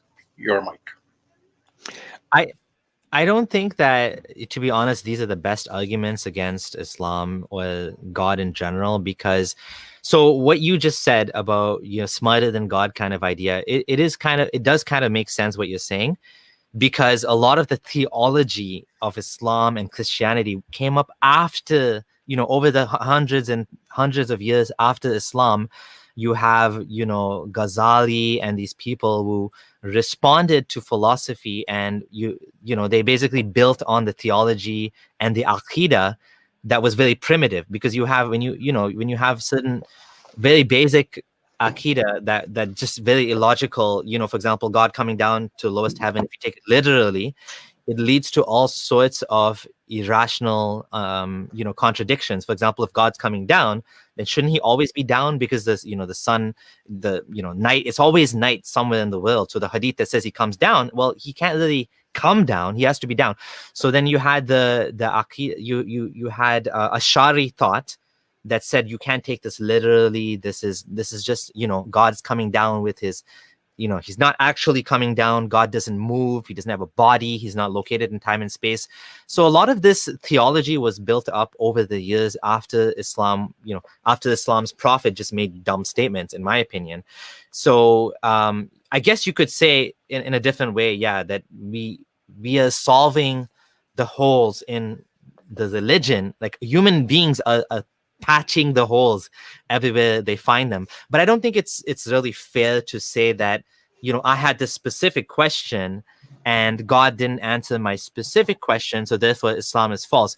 You know what I mean? I think that's kind of silly to say that, and I don't think that's a good argument. But if you say it a different way, like there are problems in the theology and we humans had to fix them, then I would agree with you. Okay, good stuff. Carry on, guys. Talk later. Thank you so much, both of you. Thanks for calling in, man. Thank you. Bye. Bye. Jalal, hey. Hey, Jalal. Hello. Hello, what's up, man? Hi, guys. How you doing? You okay? Good, good. Okay. I just had one quick question, if that's okay, if you could answer. Mm-hmm. So, it was a while back. I tried contacting Samir on Twitter, but I believe I couldn't get through to him for some reason. So, I just thought I'd ask on this live. Now, from what I've seen, a lot of the ex-Muslims that do leave end up leaving based off of their personal and their cultural experiences. But I have seen a minority that do leave based off, if they do find scientific errors, or if they do find, how do I say it? If they do find things that don't make sense within the theology of Islam, I do respect that if you leave on that basis. But essentially, the question I did have for you guys is, I'm assuming you're both atheists, if I'm right. Yeah. Are you Muslim? I am, yeah. I am Muslim. I've studied engineering, but one thing that did spark my attention was that for the first time in my life, I did come across an ex-Muslim in person, and I did have an interesting discussion. And because I've never ever seen people that just leave Islam and openly talk about it. Usually, from what I have seen, a lot of Muslims that do leave, they just leave and they don't really make much of a, too much of a fuss about it. But one thing I did have a question is, with regards to the finely tuned aspects of the universe, like, because I've studied engineering, I believe that only if you have a thorough understanding of these things can you actually appreciate the miracle in them. For example, the idea that gravity, if it was 0.00x stronger, life would not exist, because from an evolutionary point of view, nothing would exist because everything would collapse on itself. And if it was 0.00 weaker, the perfect chemical reactions wouldn't occur for evolution to occur. Now, just there's the other things that I've read. For example, they say that the chances of the universe being created is something like if you roll the dice 60 million times and it landed on 6 repeatedly. And I'd say to you guys, what is your take on the finely tuned aspects of the universe from an atheist. I'm not too sure what your particular belief is. I know you guys are atheists, you said, but do you believe in Darwinism, or other types of evolution? I'm not too sure, but the question I do have is, do you guys just throw away these finely tuned aspects of the universe? Because for me, it's easier to comprehend if I attribute this idea to God or something that is more powerful. I can see Gonda Okay. laughing. I say, I yeah. just want to ask one question. Is Okay. God more complex than the universe? You see, I would say that that depends, because our understanding of the universe and physics, that has been shaped by what we know, and the laws of physics are to our understanding. But I would say that because God, of my understanding, is out of the physical capabilities of what we can understand, and he is out of the laws of physics. If you try and get what I'm trying to say. I understand, but what I'm trying to ask is God, okay, let's say Allahu Akbar. Is God Okay. greater than the universe? Yes, I would say yes. Is God with his traits, like he can hear and listen and know everything? Is he the most maximally, let's say, the most complex being out there to you? Yes, definitely. How can the most complex being and the most complex thing in the universe exist without an explanation, but the universe, which is less complex than God, exists with? You understand what I'm trying to say? I can get what I do see what you're saying, but Mm-hmm. but It's the idea of the finely tuned aspect. Okay, Yeah. let's just say, for the sake of understanding, God doesn't exist. Just for the sake of understanding. Yeah. The point I'm trying to make is, how do you guys personally take on this idea of the finely tuned aspects of the universe? They say that if you were to roll a dice 60 million times and it landed on 6, that's the same chances of everything that's occurred to this day, how that would have occurred. Now, to me, that just sounds so incredible. Or if gravity was 0.00x stronger or weaker, Yeah. the chemical reactions wouldn't have occurred for evolution to occur. Or so many other things that I've just read. And to me, atheism, just that idea of atheism, I can understand some aspects of it, but just that idea, do you guys just throw out the finely tuned aspects, or do you just? So I'm trying to tackle it in a way where I'm asking you, does complexity necessitate intelligence? I'd say it depends. Okay, so what I'm trying to show you is you're arguing that a being that is way more complex than the universe exists without a cause, but the universe can't exist with a cause that is not as complex as God, right? So what I'm trying to get to here is, and then you bring up the idea of eternity. Think about eternity like rolling a dice, but eternity necessitates this all combinations, no matter how least probable they are, will eventually come to pass. So if our universe existing, let's say, is 1 into the whatever power, if time is eternal, eternity necessitates that anything and every combination with, if time passes that way, will come to pass, right? That's one thing I see, that eternity can then also cause you to think that, okay, every possible configuration of matter, no matter how long it will take, or no matter how little the chance it will have, because if eternity exists, it will happen. There's one thing like that. Secondly, the other thing I find is fine-tuning the argument itself. It cherry picks on the things that appear designed to us, but negates things that don't appear as designed to us, right? Rationality Rules is a very good video on it as well. But he goes in the same argument. If you, the watchmaker analogy, right, where if you're walking in a forest and you pick up a rock, and if you find a watch, which one of you are you going to think is designed versus not designed? Of course, right? the watch. Yeah. The watch, right? But then you have to understand that the rock itself is also part of the same universe.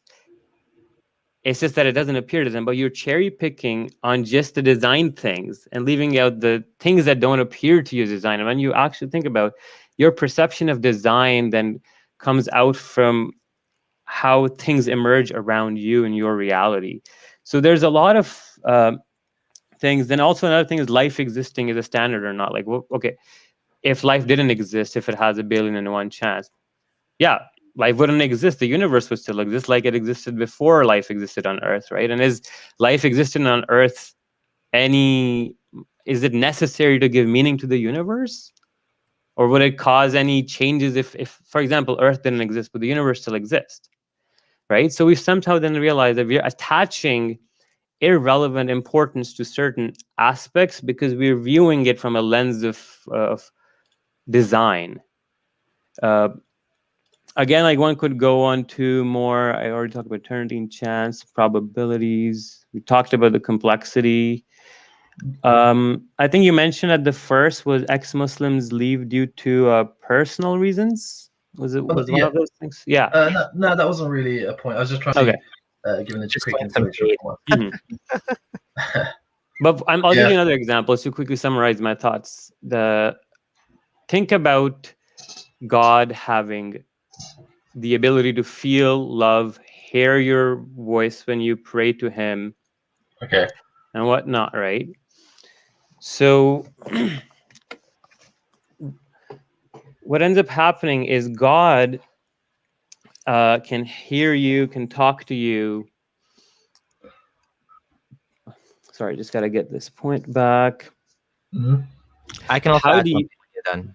Yeah, okay, you can add something. I just got to reformulate this one. So, yeah, the whole thing about emotional reasons, I think we've talked about that a bit. Just want to quickly address that. I think everyone does things for emotional reasons, whether it's Muslims or ex-Muslims.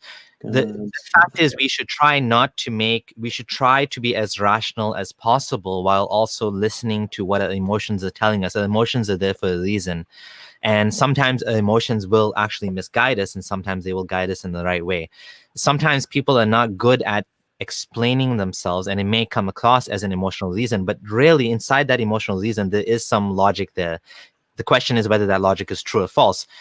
Someone can, for example, leave Christianity for emotional reasons because they feel, even they can leave Christianity and become Muslim because they want to marry a Muslim man, and then they find, for example, after leaving Christianity, that Islam is true, and instead to connect to it or whatever. That doesn't mean that the reason they did it might be wrong, but the question is, what are the real reasons for believing or not believing in a religion, not why they did it. So of course you'll find all sorts of different people out there, and most people don't talk about leaving Islam because, well, there's consequences. You can become canceled.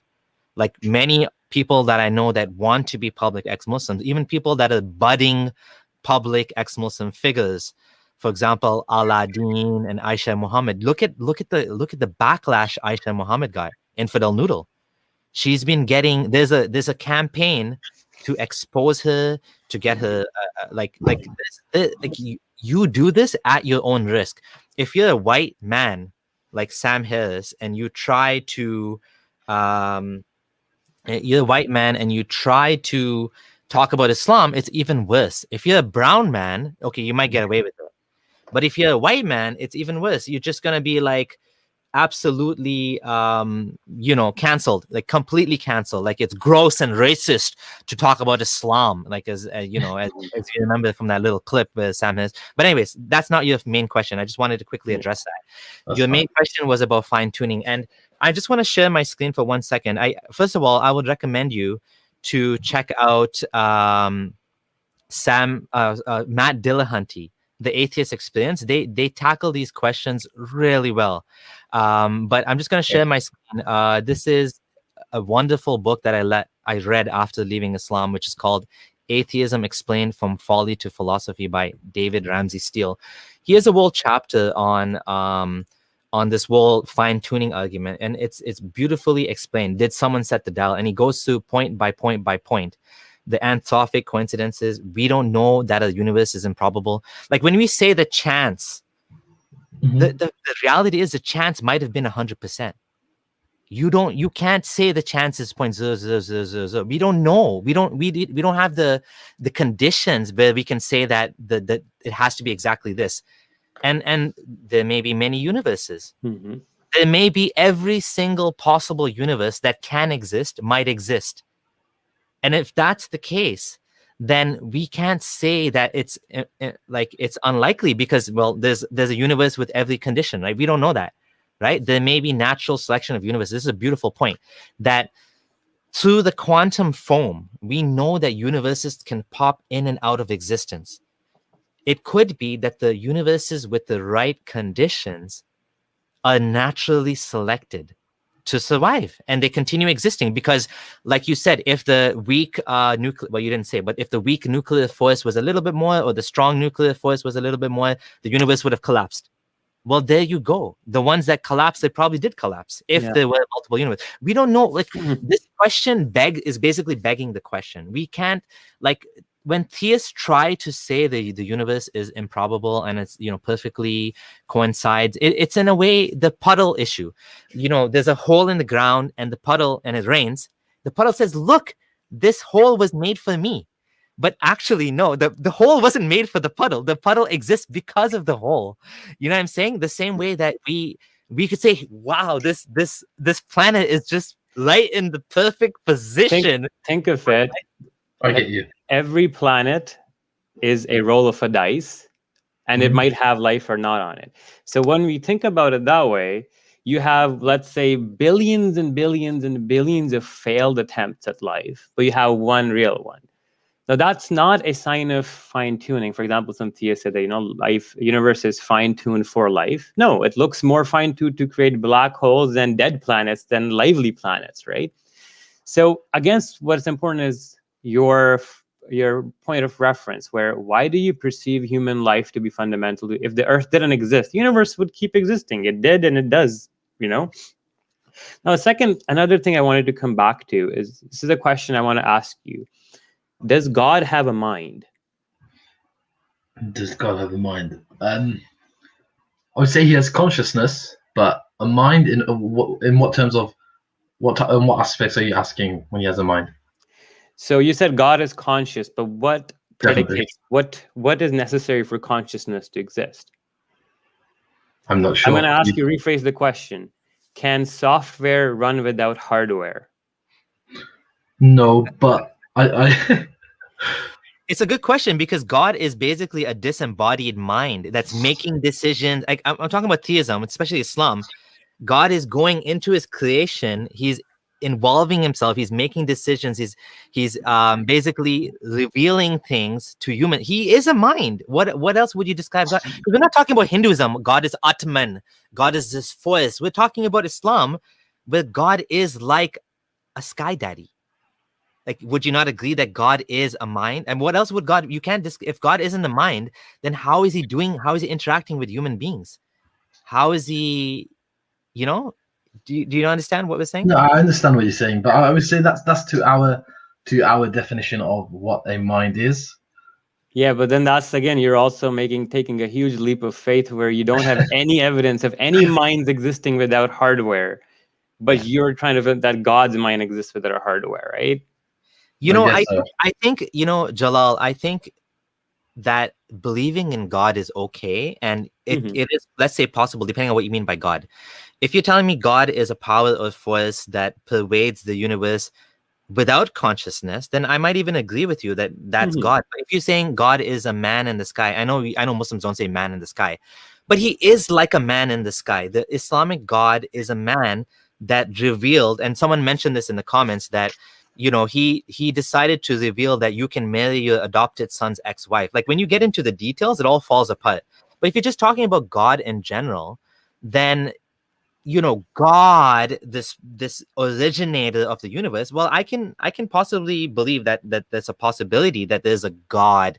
But when you talk about a God that goes and involves himself in the matter of humans and created angels and jinns and talked to humans in a cave, then it starts to all fall apart. It really does. So that's why I tend to really go back to the details of religion rather than focusing on whether God existed or God didn't exist. Aziz said the most complex being allowed Muhammad to marry his adopted son's ex-wife. This is very complex, man. It's true. Like, when you look at the details, it becomes a joke.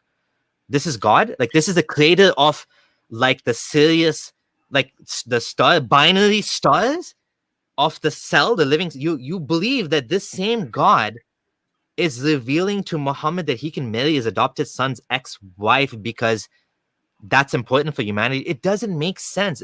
You're talking about two different beings here. the originator of the Quran, the originator of the universe and the Quran cannot be the same person.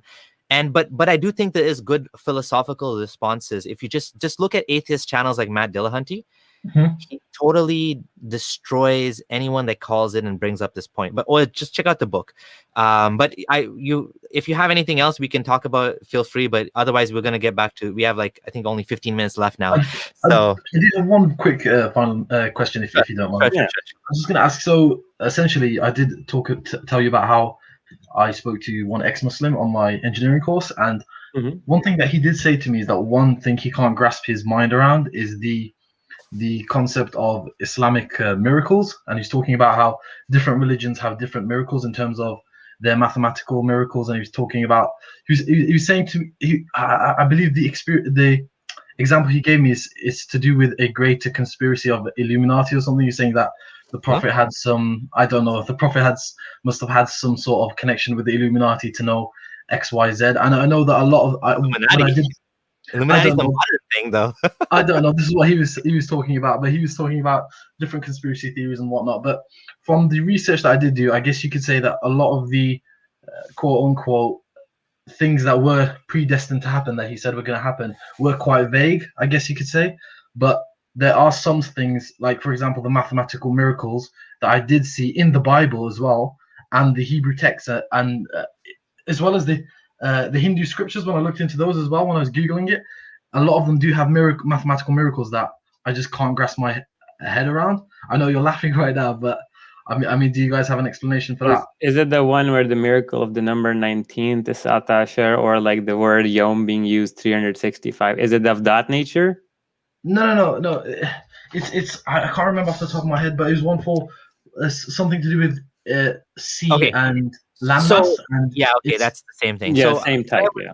What I would recommend is, well, first of all, if this miracle is appearing in other books, then obviously it's not that miraculous.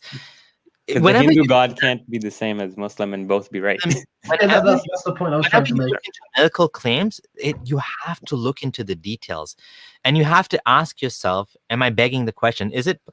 Can you find the same miracle in Shakespeare? And I tell your ex-Muslim friend to check out ABDULLAHSamir.com, Mathematical Miracles. I have an article on it where I talk about, like, in Shakespeare, you can find like examples like that too, where love and hate appear the same amount of times.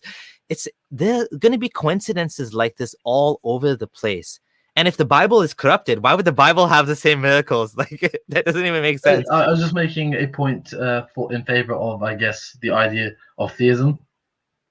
Yeah, but then you have to admit the Bible's not corrupted then, because it has mathematical miracles. It has a checksum, right, so to speak. I guess maybe not. God, then, or maybe Krishna is God, because they have miracles too. So I think you debunked yourself right there. I was going to say that I'm in favor. Everything I'm saying is in favor of Islam. I would just say that it's in favor of theism, and how since I've met this ex-Muslim on my course, it has, I wouldn't say doubts, but it's led me to question certain things. Okay, here's the one from Moby Dick. So Moby Dick, we know he wasn't writing a book from God, right? But someone did research to find, or was it me? I don't know. that found all these coincidences in the book. Scroll down. For example, prey and slain, grave and rest, same amount of times, faith and blood, peace and married. So this shows you that being married is peaceful. World and earth the same amount of times. Like, you can find these coincidences everywhere. And the more you look into a book, the more of these things you're gonna find, right? I mean, it's just, and then here's another problem. The Quran is revealed in multiple dialects. So, and then the other problem with Arabic is, here you go, he's highlighting it. The word yom can be written as al-yom or ayyam or yomain. There's multiple ways. So a lot of these miracles is what you're saying. The inconsistency counting the ones they want to, but not the ones they don't want to, in order to make it add up to the number they want. I get you. Yeah. Basically. Anything else would you like to add? I've looked into the numerology miracles myself. Like when I was, so my own story was that I gave up my faith in hadith before the Quran, because I was like, the Quran is from the God, like how is these miracles and stuff, and I hung on to the book. But then after I looked into it as well, and there was this doctor who did this research. This other 19 appointed over it, and he was trying to make the Quran everything a Rashid factor. Khalifa. Rashid Yeah. Khalifa. Yeah. Yeah, make factorials of 19 everything, but then we found out no, that wasn't right, because one of the funny things I'll mention to you right now about Noman Ali Khan. So the Quran verse numberings in the Warsh Quran, the Duri, the Susi Quran, the Hafs and Asim, they're different. Okay, so you probably come across Noman Ali Khan quite a few times, right? On YouTube, yeah. Yeah, and you probably might have heard this. I'll give you one generic example. As he says in Surah Baqarah, Allah says, وَجَعَلْنَاكُمْ أُمَّةً وَسَطًا, that will make you the middle nation. And then Noman Ali Khan says that, funny enough, Surah Baqarah has 286 verses, and وَجَعَلْنَاكُمْ أُمَّةً وَسَطًا occurs in 143 verse, which is right in the middle. Therefore, it's a miracle. How did he know? When you actually look it up, the verse numbering in the different riwayahs of the Quran, the 7 other readings, is different, right? So that wording doesn't add up. The verse divisions don't add up. In fact, Is Basmala part of the Quran or not? That's debated as well. The Bismillah. exactly.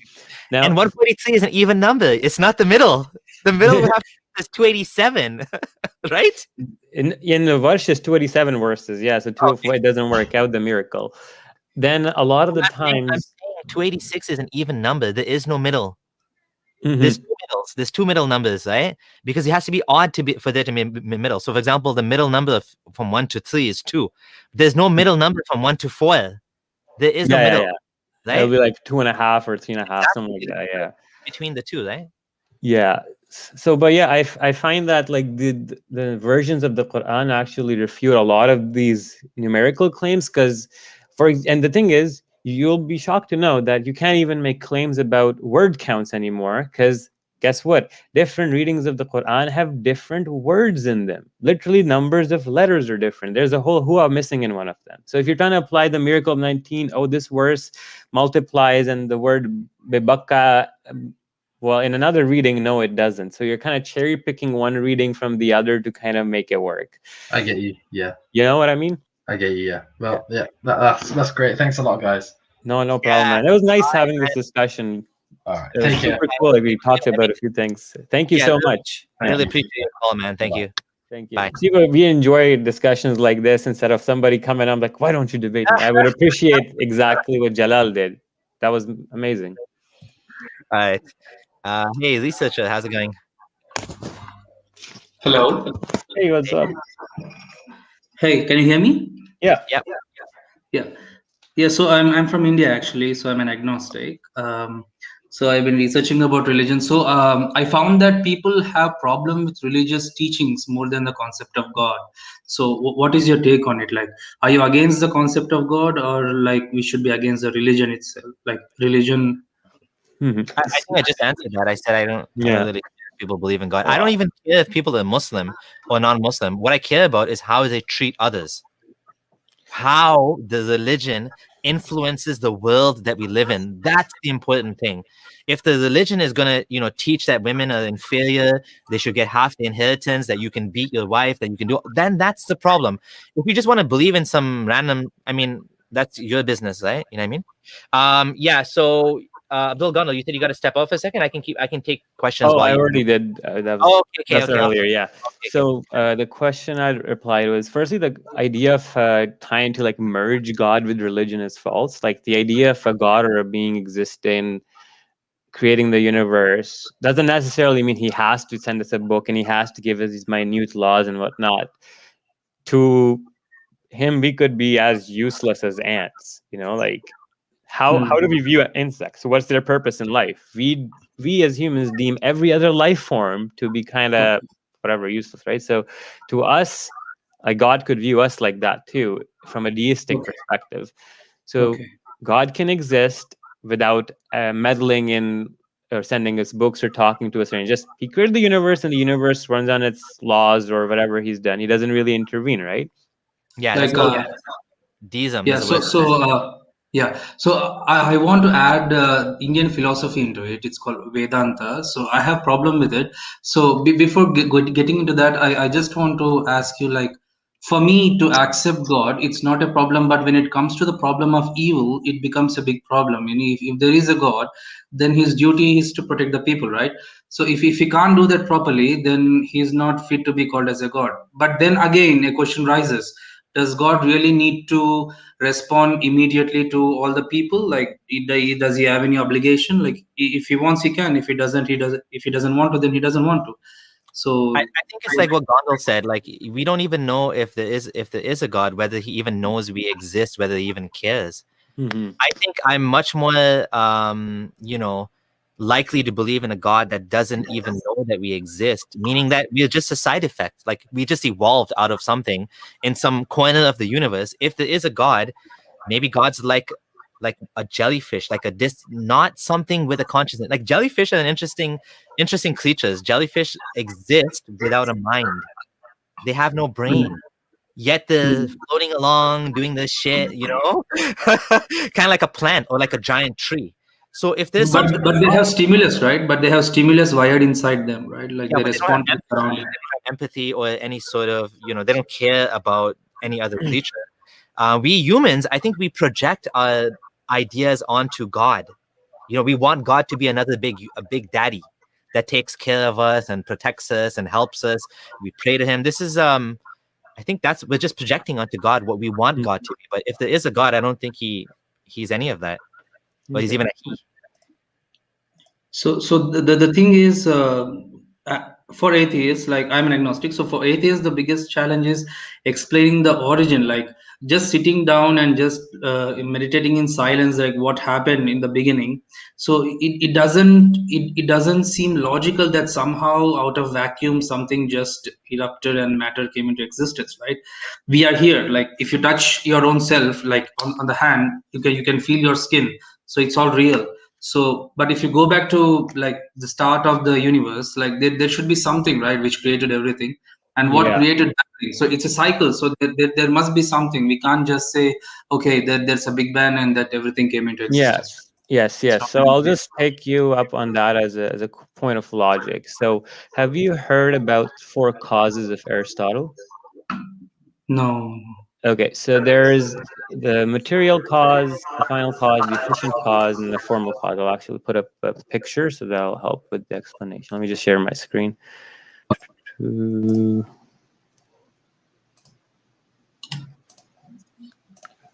Okay, can you see that there? The four causes. No, I can't see. Okay, so just to simplify it, if you need to make something, right? If the first thing was you need, for example, you're building a table. You need to make the table out of something. The first thing would be the wood, which is the table, right? The efficient cause would be the force that pushes it into existence, which would be you making the table. The formal cause would be form, function, or essence of a thing. It is what it does after it's being made.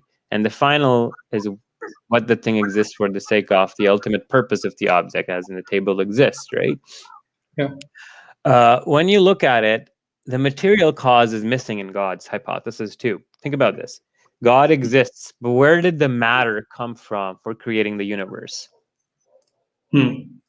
So when you think about this, all you're doing is, theists don't know. They also believe in creation ex nihilo. In fact, they believe in creation ex nihilo more than atheists. I don't believe in it. Maybe not. I'm agnostic about the origins of the universe.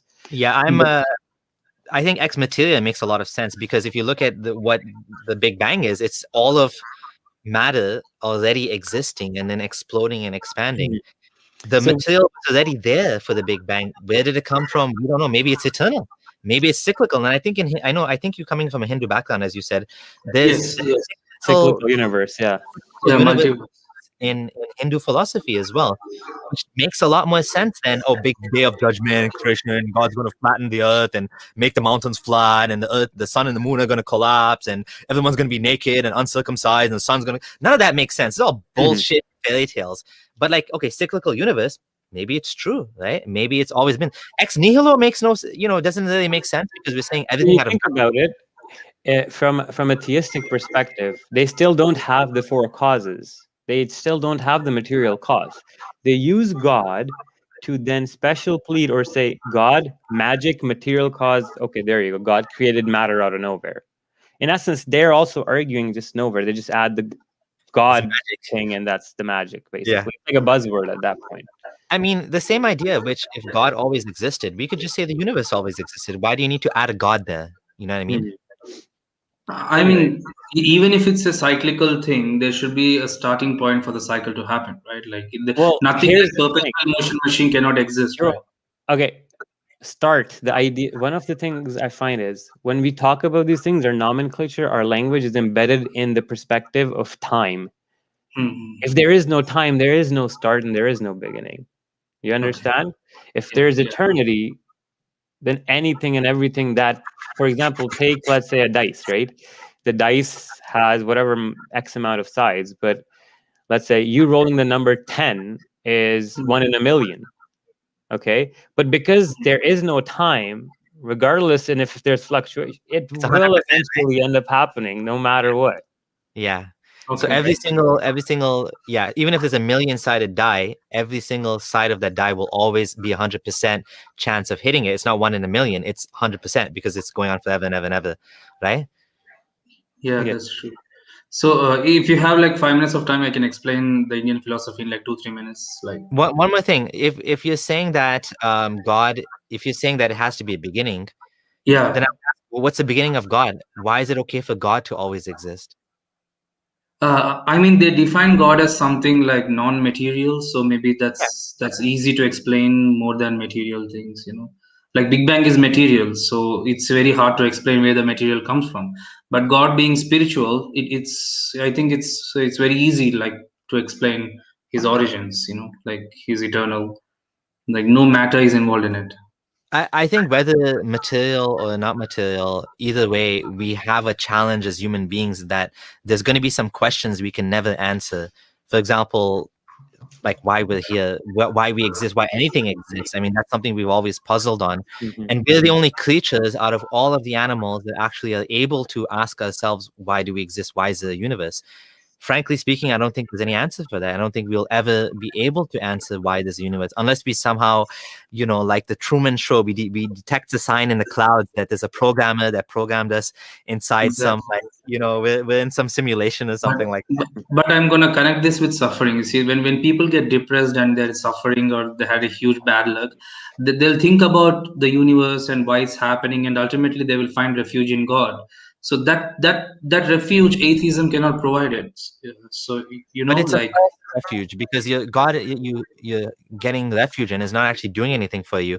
So as your child is dying of cancer and you pray to God, your child is still dying of cancer.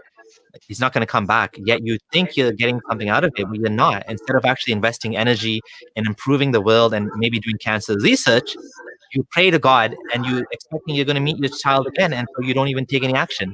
Maybe you do take action, maybe you don't. But the fact is, I think the idea of God poisons, the belief of actually the fact that this world that we have is the only world and the only short life that we have. But in terms of like explaining Hindu philosophy, I'm going to have to pass on that because we do have okay, two other people waiting.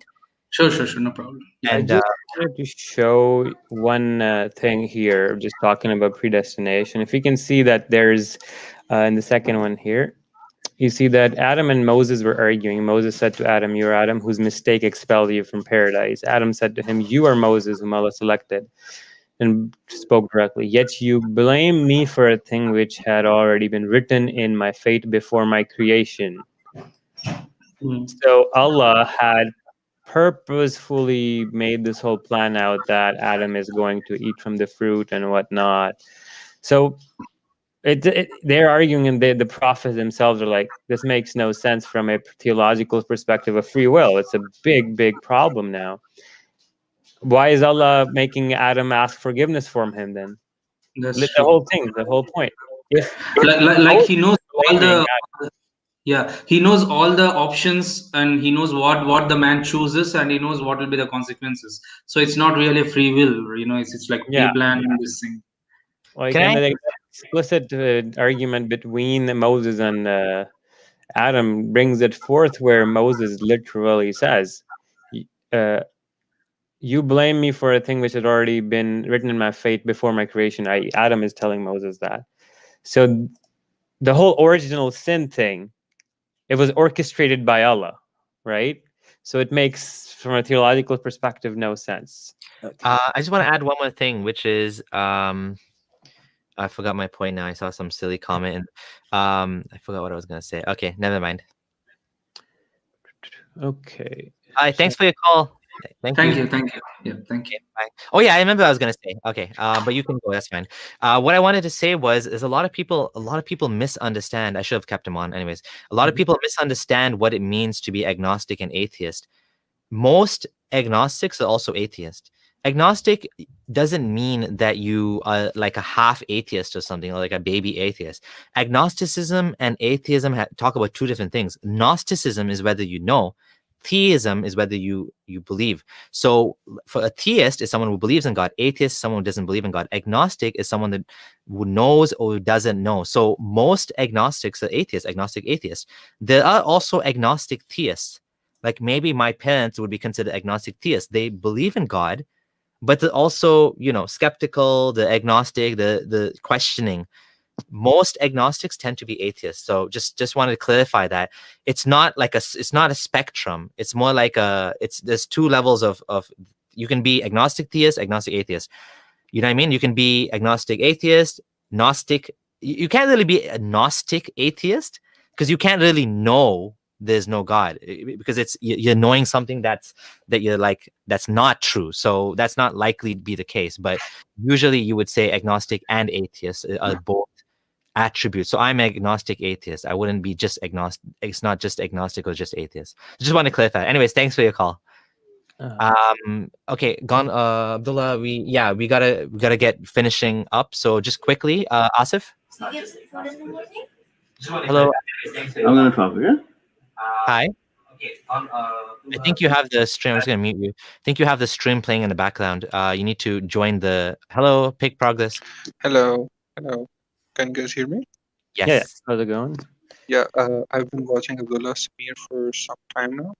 I would call myself a recent atheist, but I'm still like teetering over the line. Okay. I don't really want to let go of Islam, but like the obvious things, they don't really make sense, and they're not really like very inviting. The child molestation and the slavery part and everything in between. One thing I would like to say that have you guys ever heard about the guy Daniel Hakikatu? How come haven't you debated that guy? Like I saw one of his debates with Red One, and he like completely destroyed him. In my opinion, I'm not saying that Red One was presenting weak. I mean, he was presenting weak arguments, but he was also very anxious and not very convincing.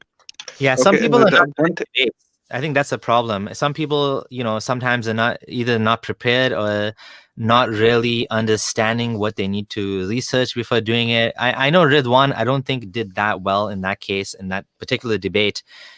Maybe he wasn't expecting the, like Pikachu, Hakikachu had some specific like references which he brought up in the stream, and because he's bringing it up for the first time, Apostate Prophet didn't know about these specific studies or whatever, and he wasn't expecting to be bringing up studies and stuff like that. I don't know, maybe one day we'll debate him, one of us or either of us. I haven't really considered it. It would be interesting, I guess, at some point. Debate's not really my thing. I'll explain my strategy if I were to debate him. So firstly, the thing is, like, he comes from a Shia background, became Sunni, and he's very orthodox, as in very strict and very unapologetic with his views. So yeah, that's the thing I was. I would just open. I wouldn't even say a word. I would just open the books, the classical books of fiqh, and just be like, this guy says kill ex-Muslims wherever, all of these things, like the unsheathted sword, al-salim al-maslul, shatam al-rasul, or reliance of the traveler, or ash-shifa by Qadi Iyad, and confront them in the face with these verdicts, and he has nowhere to go. He has to either acknowledge them, that he believes in them, or he can disown all of his classical scholarship. That's the problem I feel like we need to do, is instead of half of the problems, we don't even need to debate these people. We just need to show them their own books and then have him explain it to us.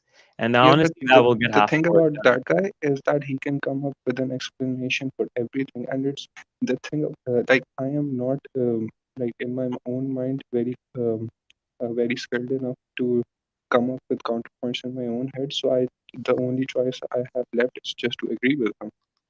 What specific And points did he mention, like, that you agree? like let's just take for example the war prisoners. When you kill soldiers on the other side, you can take their women as property, right?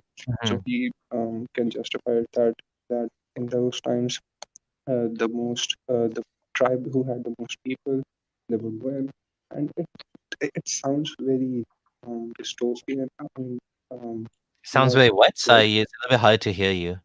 Yeah, Yeah, people are saying they can't hear you. it doesn't sound very good, but at the same time, it kind of makes sense that Yeah. I mean the point is that he was the prophet and he should have known better.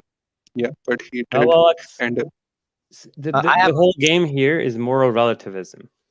And this okay. is very important for Muslims to understand. And I don't know why Hakikaju either doesn't explain this to the people or he doesn't catch it on. Is when Muslims claim لَقَدْ كَانَ لَكُمْ فِي رَسُولِ اللَّهِ أُسْوَةٌ حَسَنَةٌ, that in Muhammad is the best example for all times to come, they cannot then say Okay, there was can you give me the reference for that? Can you give me the reference for that? 3321. 3321. All right, Uh, okay. I mean, it's Moving a on. common Islamic belief that Muhammad is the best man, and we all know that, right? right? He's So, big and whatever. Okay, so I'm from. the I Muslims, know that one of you is at least from Pakistan, right? yeah, me. Yeah, I'm from Pakistan as well. So one thing Okay. I would like to shed light on is that in the recent months, ever since the death of that Mullah Khadim Rizvi, do you Mm-hmm. know him? Yeah. Yeah. So his son is about 10 times as big of a threat as he was. Have you seen his videos recently? No, I did not. Dude, that motherfucker, I can't even like begin to fucking. Okay, let me ask you this question. Sorry, we're Do you changing. think that Did we finish the first question already about the slaves? We're jumping on another one, and we don't really have time. Abdullah Gandhi has to go. Yeah. okay, Sorry. I just want Towards to ask this one. Do you think Okay. that being religious is a product of lack of intellectual honesty, or do you think it's a product of poverty? It's a very broad question, and I would say so. Religion in its own is an attempt by our ancestors with sincere efforts to understand reality. At times, sometimes some aspects of religion are manipulative, but to say that it's completely and obviously always like intellectually, no, that's not true. That's not the case. I mean, you can find a lot of scientists that are geniuses, Nobel Prize winners that are also religious, and some I know cosmologists who still believe the Earth is 6,000 Abdus years Salam, old. do Right? you know about?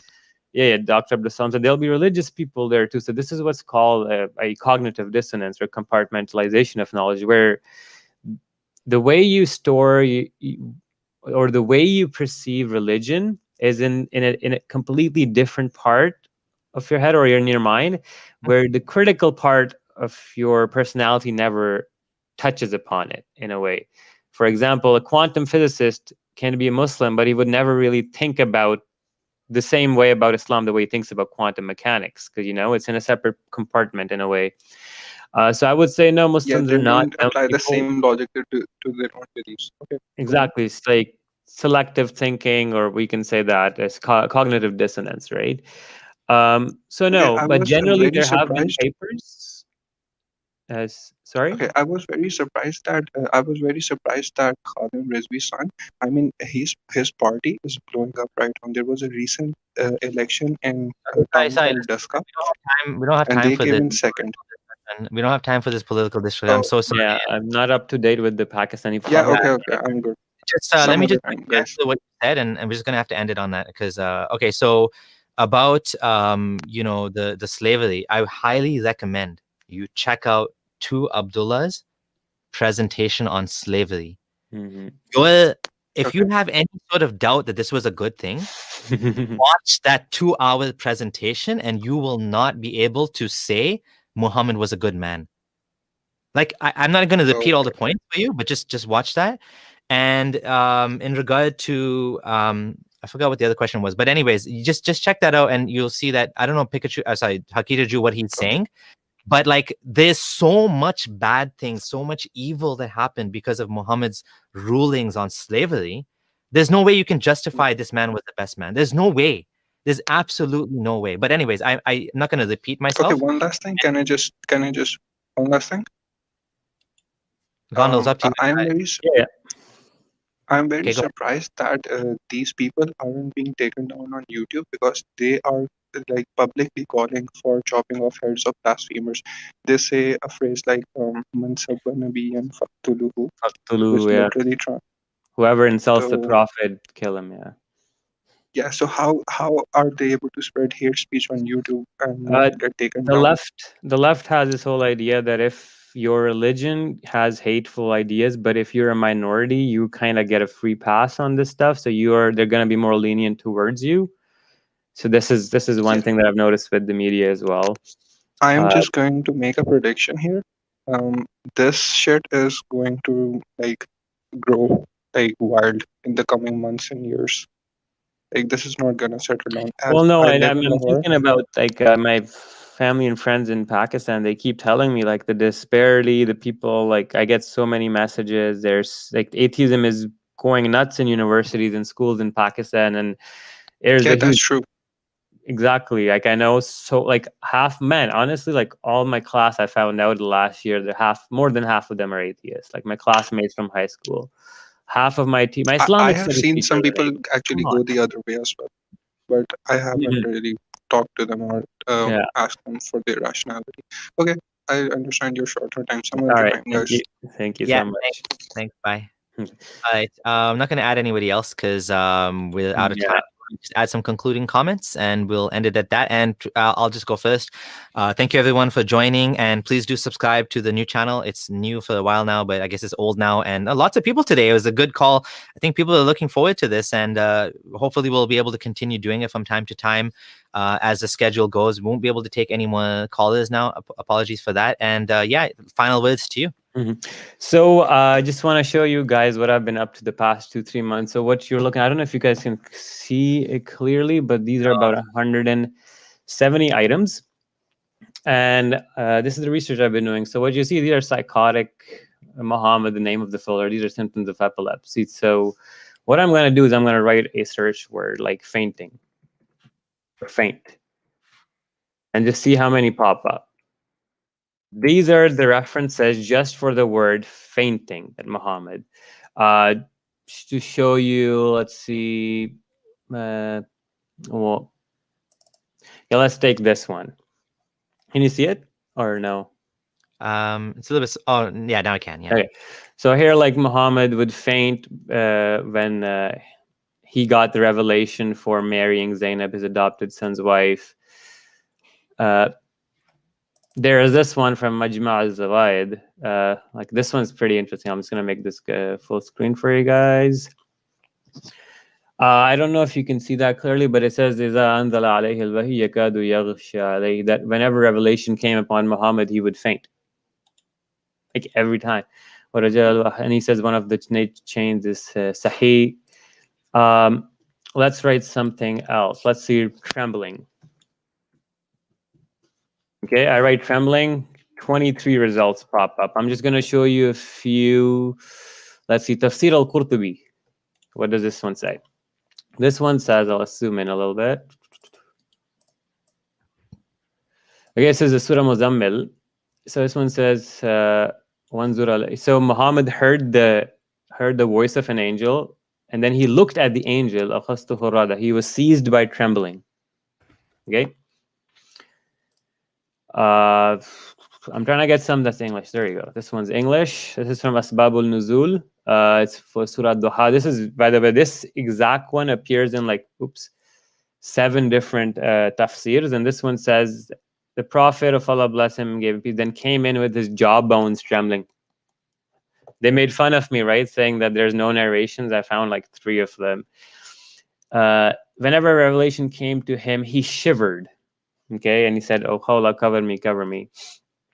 There was one that I want to show you, the foaming in the mouth as well. Now, these are like 6 references for that. So long story short, Yeah. you have compiled you have compiled a database of all sorts of what would you say, like mental health related issues or signs of epilepsy, or how do you want to describe it? Basically, we have symptoms of epilepsy where we have auras, we have fainting, loss of consciousness, we have snorting and heavy breathing, choking sensations, straight up convulsions. Like I'll show you that Sahih narrations where he would straight up just have full on shaking convulsions as well. He would foam and froth at the mouth. There's narrations where he would be sitting here and his buddy would be suddenly, his head would go up, go down to the ground, fixate on the ground, and then he'd appear to move his lips and talk, then come back, and he wouldn't remember what just happened. There's lots of this. He would be constantly taken over by trembling and shaking. But yeah, basically you have different versions of this pop up. This one says, just to show you guys, وَتَزْبَدْ لَهُ وَجْهُ, that he would foam at the mouth when he would be receiving the revelation. But this is going to be a huge one. As you can see, this is like what? 170 references. Nice. Yeah. It's gonna be a great presentation once you get it done. I'm trying to make like a good video, or like I just want to show you one last one, and then we will. This one is from okay, yeah, this one. So what you're looking at here is this one. كنت أكتب الوحي لرسول الله صلى الله عليه وسلم وكان إذا نزل علي أخذته برهان شديدا. يعني when revelation came upon him, he would be seized by a fit, a paroxysm of severity, or a convulsive state, or a highly feverish state. And then it goes, and he would start sweating, and then he'd also make the sounds and whatnot. But yep, this one also is 2, 3, 3, and it talks about the sanad and whatnot. And Suyuti said, وَرَجَالُهُ مَوْثِقُونَ, that this is in fact Sahih Hadith. So anyways, let's save this for the presentation. Yeah. Because it'll be more interesting, I think, when we add the commentary and we show it with exactly explanation and put it in its proper place and all that. But yeah, any final words for today? Circus of Islam number 3 plus lots of calls. It was a good show. I have blocked one Dawa because he's being a real jerk as usual. He's on his Twitter bragging about how I'm so scared of him. Honestly, people spend all the energy talking about drama like this. You know they're not engaging in good faith. Like, I want to engage with people like Jalal, who calls in, and I knew already one Dawa. I remember that I had a bad experience with this guy, but like Jalal, he comes on and he's asking us questions. We're having a conversation. We're respectful of each other. That's the type of content that I want to encourage, not this like Muhammad hijab, shouting at speakers corner, like shouting over each other, or like the way he does debates where he basically strawmans, he strawman David Wood and misrepresented what he was saying multiple times. These type of people, like, they're not, like, who wants to engage with people like that? And if someone's going to say, well, you also did some shitty things, he brought up the George Floyd. I made this dumb joke on Twitter where I said Muhammad was, choked in the cave by the angel. And I realized after that it was disrespectful to George Floyd and the fact that he died and the whole, movement of Black Lives Matter. So I apologize for it. In no way I was actually being disrespectful to that, but I was making a dumb joke about Muhammad. That's all it was. It was a petty joke. But anyways, the point is, like, there's engaged. I have done stupid things like that too. So if someone, for example, Fareed or anybody wants to say, I don't want to talk to a Hakika Judah, I don't want to talk to Abdullah because he's a prick and he makes stupid jokes about a prophet, I would say I respect that. That's your prerogative. Hamza Soetis might say you're a troll. If he thinks I'm a troll, or Jonathan Brown doesn't want to talk to me, or Yasir Qadhi, that's up to them. Like, that is how. But if you're gonna go on someone's stream, debate me, you're a coward. Like, how desperate are you? Like, how needy are you for attention that you can't just make your own content? If you want to refute me, go ahead and refute me on your channel. tafaddal, like you're most welcome. But if you're gonna come on someone else's show and desperately beg for it, and then go on Twitter and say, "Oh, look, he's scared," like I don't want to talk to people like that, man. Just do your own thing. You know, you're most welcome. Go ahead. I don't care. I'm not gonna engage with you. Like you're most welcome. Do your own thing. That's it. That's all I have to say about that incident. And it's unfortunate, you know, that one Dawa made a video where he took Shabir Ali. Shabir Ali is actually like a good Muslim scholar. He is someone that has, you know, reflecting on Islam, and actually some of his positions are actually quite reasonable. Like you shouldn't kill apostates. You know, that like stoning is now part of Islam. That if you want to pay, you're not allowed to pay interest. You're not allowed to accept interest because the Quran says those who consume riba, but you can pay interest and get a mortgage. So he's actually helping Muslims to have like a somewhat reasonable life, right? And these guys, they made a compilation. One Dawa made a compilation of him, like putting all of these things together to try to make him look like he's like an apostate or something, or he's a terrible Muslim. And they're trying to get him canceled in the Muslim community. And then Hakuju took his video and blew it up even more. The funny thing is this is how I see it, and I don't know when Muslims are going to realize this. The whole Dawa scene is being ruined by immature teenagers. Absolutely. I'm not even joking. You have, and I will tell you this, there are people who are nice, who are scholars, who are academics. People like Yasir Qadi, when they voice an opinion that, okay, some ulama didn't consider this as shirk, it has to be taken that he's voicing other people's opinion. It does not necessitate that everybody starts refuting Yasir Qadi. Now the Shabir Ali's gone. Who's next? Dr. Zakir Naik is going to be attacked. He's already been attacked. And then is another Salafi that, but the point is what these people need to do is learn to put their differences aside and get together instead of takfiring each other all the time. Like, come on. They make the community, they project their own sectarianism to the world to see. Yeah. Right? Like this whole thing started because of Farid. Farid was trying to be Farid leaks. You know? And this wall holes in the narrative, the amount of people that left Islam because of this, the amount of damage to the dawah, all because you're trying to refute your fellow Muslim scholar because you can't accept a little bit of difference of opinion. And you're trying to make Islam, like this Puritanists are going to destroy Islam, and they're going to throw more people out of Islam. And go ahead, like keep acting like little, trolls or whatever. And yeah, it's funny. Like what we need more people like Shabir Ali and Yasir Qadi to be at the forefront and taking control of the Dawah movement and whatnot and being the leaders. But in fact, we have these unqualified email leaking, disrespectful people jumping and just making refutation video after refutation video. Yeah. And what you will see now, I'm actually also preparing a big refutation against the Dr. Farid al-Khajja, or Farid's cousin, the neurologist. I have two neurologists on my side, as well as an MD that'll be coming on to help me out as well when we explain this. But the point is, like, just to show you, the guy comes in and says, oh, it's Gondal's opinion, don't listen to him. But no, I told you in my stream, like, no, listen, these are epileptologists written books. I will literally hold the books in my hand and show you. Yeah. A point is that, like, the Dawah scene has become very reactionary, and it's all about nitpicking negativities. There's no positive coming out of it. You're just creating a toxic environment where if anybody takes one word or one step wrong, kafir or shirk.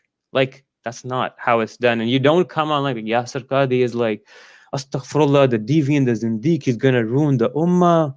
Yani, bro, he did so much work for the ummah. He's helped so. I don't know. I feel like I'm being an apologist for Qadi right now. Honestly, it's true. These people are saved. Mufti Abu Layth, Yasir Qadi, and Shabir Ali are keeping people Muslim. But these fanatics, these extremists, these hardcore Salafis are ever increasingly making the ummah smaller and smaller until everybody's out of Islam. And I wonder, like, if they're gonna push someone badly enough that these people will actually publicly leave Islam. I don't know. Maybe the day is gonna come where they like attack like Shabir Ali, and Shabir Ali's like, I don't want anything to do with you guys. It's this weird idea of, like, the ghuraba concept that over time the righteous people will like reduce, and it'll be like holding a coal in your hand, and you'll be the ghuraba and the door of fitna. So they have this weird mentality of self-righteousness where, like, okay, anybody is gonna say anything like remotely off the manhaj, takfir. It's just, it's like, I feel bad. What I'm trying to say is, even as an ex-Muslim, I know that the Muslim community has scholars and individuals that are more mature and should be representing the Muslim community in a much more fair manner. Like these Ali Davas, these Muhammad hijabs, honestly, they're only famous on YouTube. Most of the people, the ulama, the sheikhs at the mosque, they're not Yeah. like these guys. They're decent, mature people. Yeah. They don't Yep. behave in, and like, especially people like Dr. Yasser Qadi. Like, even though I disagree with him, he's still a scholar. And for them to pick on his evolution as a person over 20 years, like his facial look change and whatnot, it's immature, you know? Like Muslim Twitter, Muslim YouTube become obsessed with, like, even against us, all they do is they keep making memes about us. They don't really engage, they just memes. You're this, I'm a donkey, and you're you're something, and this is the problem, right? And well, they're giving us free publicity. Yeah. Anyways. Yeah. Like, and you'll notice that people like that, the type of crowd they have this like immature loser crowd, debunked, wrecked, this type of people. So it is what it is. If that's the audience they want to build, I mean, they can build that. I don't really care. Yeah. I think people do need to understand that everyone, Muslim and non-Muslim, has a right to decide who to engage with. Like, it just sometimes you wonder though, like when sometimes we do have a right to call out people when they say we're inviting atheists to call in, like for example the SC Dawa or Hamza's Den has an open call-in show, and they explicitly only allow white atheists and not ex-Muslim atheists. You can ask, why are you guys not allowing us to call in? I mean, that's like, I allowed one Dawa to come, and then he started being again grandstanding, no content, no actual substance. That I'm like, okay, I don't want to talk to you. But I wasn't going to do that. I was going to call, Hamza's Den. Someone asked, a Muslim asked me to call in. I was going to ask him a question about apostasy, and I would have engaged with them. And there's an all-star team, man. They had Muhammad Hijab, Hamza Soetis, Subur. They had Mansoor. They had a bunch of people that they have way more experience than me in having these conversations and debates. I barely talk to Muslims because not many Muslims don't call in. These guys are in Speaker's Corner. They would have outgunned me for sure, 6 versus 1. Yet still, they didn't want me to call. Now that you got to wonder. It didn't even give me a chance. Like, okay, if I showed up and said, why are you guys scared of me? Okay, if they kick me out, I would expect that. But to kind of so sometimes we do have a point that there is a question to be asked, why are you guys scared, or why are you guys avoiding this? But when you have people like this that are just being petty, and last time as well, we allowed some guy to call in, and the first question he asked Gondal, why are you running away? I'm like, this is the type of people that call in, we're allowing you to call in and you're asking why we're running away. Does that make any sense? You're here. Use that. Like you could have asked a question about miracles or something, right? Like use the platform to your benefit. And anyways, I think we've gone on for too long. I apologize for keeping you and everyone else, for whoever was been here from the beginning. Thank you guys, all of you guys, and hopefully we'll have another one soon. And stay safe, and see you later. Bye. Bye.